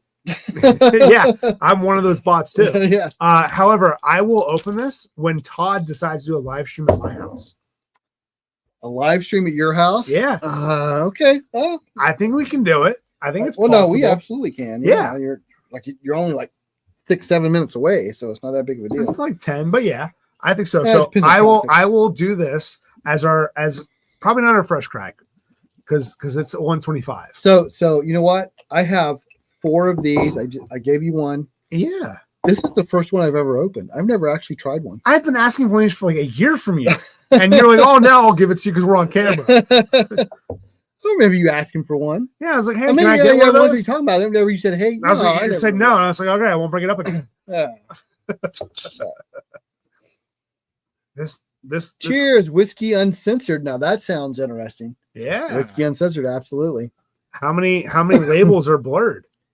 We will stop at pour 9. Meanwhile, on pour 17, the party continues. 1, 2, 3, 4, 5, 6, 7, 8, 9, 10. We're on 10. 10. So you're 6 short. You're 6 short, Brad. Get it right. Should have put it in a duck race. I'll put another one in a duck race. It doesn't matter. We got two to replenish. Yeah, I've got. You know what? I've got some stuff set up for duck races coming up. So I got some bottles we're going to do on that live stream. YouTube seemed. What is it? I'm sorry, you're hovering over. I'm setting it up. No, all right. New YouTube channel I've never seen. Impressive. Well, thank you for joining us. Please like and subscribe. David, if you're still there, you can put in all our links to our Patreon, Facebook, and everything else we do. Or you can scroll Discord. up like 10 chats above. Who wants to scroll? But yeah, so thank you for joining us. We've been around for not quite a year. Our 1 year celebration Next month, June 14th is our 1 year celebration. And I have to preface, I'm an honorary whiskey sipper filling in for the main show, Devin, who is gracefully serving our country right now. In the military. Yep. Yeah. So he is in the Army, and it's pretty much as far as we're allowed to tell. Yeah. Otherwise, we'll be shot and killed. We're not supposed to say where he's at. Yeah. So the channel was started by my friend Devin and I, our friend Devin, and myself. Glad to be included in that. Yeah. Thank you. we started the channel, and it's just us kind of enjoying our whiskey journey. And we've done it for almost a year now. He did get deployed in January, so I've had some people, Patrick and Paul, some others filling in since then. We do a live once a week. We do lots of like 2 to 3 times a week, depending on how much we film videos. We do I do store hunts, and we do a lot of reviews and kind of like our top 4 picks, that type of thing. Yep. So it's just us enjoying our whiskey journey and trying to get other people to join in, basically. Yep. And on top of that too, I think the community has been growing. We're close to, 1,500 subscribers. We're roughly 45 people away from that. Hopefully we can hit that by the time our 1 year anniversary happens. And just on top of that, it's just been a great experience to share this, as well as meet other people along the way. It's been a phenomenal time. If you're bored tomorrow night, I should have my usual shenanigans going on my channel. I'll go search for Whiskey Uncensored. I'll find your channel. I haven't heard of it, but same. I'm always up to following other whiskey channels. I have no problem. I'll definitely go follow you. Yeah. Army dude, need connection with Northwest Bourbon. Not familiar. Yeah. Active duty Army does a military stream once a month. Cool deal. Again, yes. Not familiar with Northwest Bourbon. We are located in Ohio. Yep. So that's kind Midwest. Midwest, but we're specifically in Ohio. Devon's in Ohio. Northeastern Ohio to be exact. The Cleveland, Akron, Youngstown area. Also, Independent Joe. Again, I've only followed the whiskey channels that I've communicated with, and maybe a couple of others.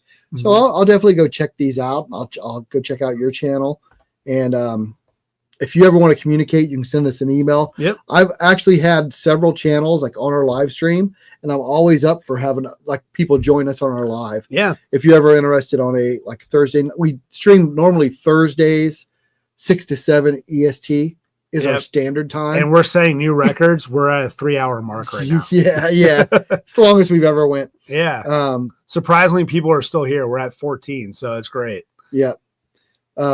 David's coming. David was as a Marine. Yeah. Or I don't think he's active duty. Not active duty anymore, but was active duty. Yep. It looks like he finished around. So I'm sure he'll reach out to you guys. Your girl's in Cleveland, 2 weeks. Nice. You go, Ashland, yeah. So that's about an hour south of us. Yep. Not too far away. Too far away. So and Cleveland's about 45 minutes north. Ashland's about an hour south. And the next shot he said he's around 9 p.m.s on Fridays. So yeah, definitely can be able to hook up in some way or fashion to stream one way or another. So where are you located? If you're available on Thursdays, we'll set something up and you can join us. I don't know if you've watched Live from the Patio or Bourbon and Balls or CASK 529. Yep. I've had all those guys on live stream. That Bourbon dude, he's been on. Yep. So I like that Bourbon guys. He joins me here all the time. Yep. New York, Long Island. Okay. So you're Eastern time. Yep. So you're the same time zone. Yep, exactly. And to answer a previous statement that you said, Medina is roughly about 20-25 minutes from me, probably about a half hour for you.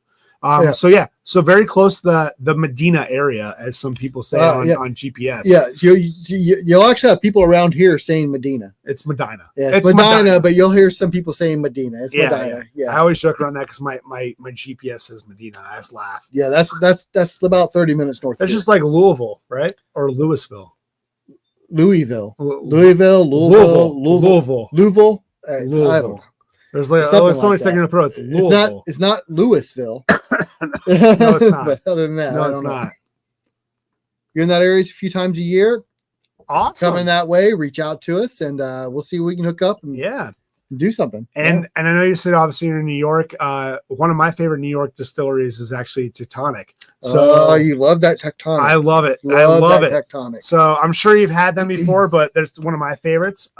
So I'm trying to push for a pick out there. Maybe not from the Whiskey Channel, maybe from the Northeastern Bourbon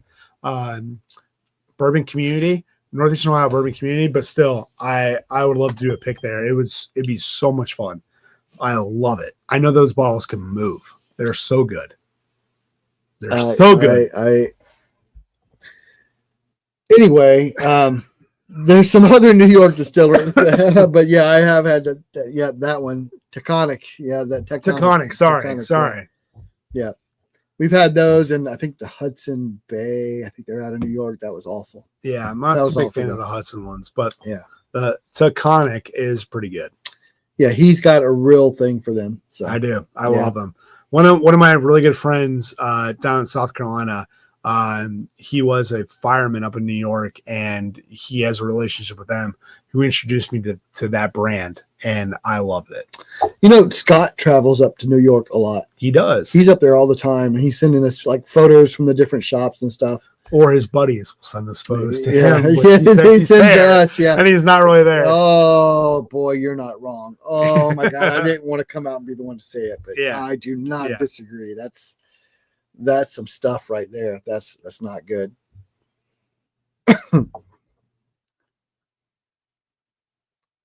I've never had anything from them. I've had like 3 bottles from them, and every one has just been cringe-inducing. Just been cringy bottles. It's a little bit off camera, but there's actually a barrel, as you can see, right over here. That's where all the good stuff is. No, it's not the good stuff. Some of it's not too bad. There's some good stuff. There's Frankenstein in there. There's some bad stuff, and there's some good stuff, and there's some okay stuff. But yeah. All right, so it's past 9 o'clock. We've been going for 3 hours. We've hit a new record here on the channel, so thank you all for participating.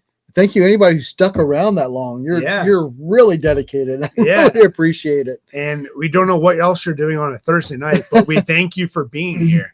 As David said, record, absolutely. It is a new record. But hey, David, you will be here on the 14th when we do our live stream. That's what's most important. We'll do a 2 hours live stream, and it'll be probably 3-4 hours more on the after show. Yeah. Oh, trust me, David. Just make sure you have your wife ready to drive you home, or an Uber ready to get you home. Yeah, or you might have to crash on the sofa like Paul did one night. Yeah. Oh God.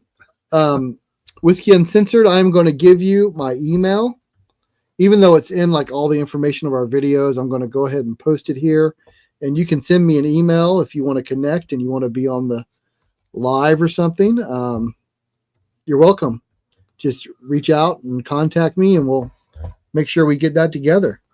Brad, in all honesty, if you do venture up this way in June, if you were here on that night, you can absolutely come. I will make sure you have a bed at my house. No problem whatsoever.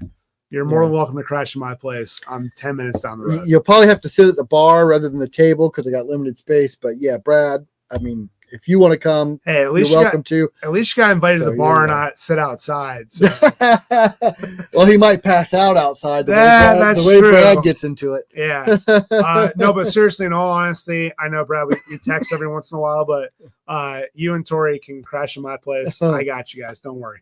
Seriously, come on up for the 14th, almost in the 16th. Come up for the 14th. We will gladly. I will gladly host you. All right, guys. Thanks everyone for joining us. It's been a great live. New records. New records next week, Tuesday. It'll be on the thumbnail when I post it. Yeah. Live from the patio. We're gonna be try some stuff the night before I leave to go do a barrel pick. And until next time, remember, the best bourbon or whiskey is the one you like the most. We'll see you guys.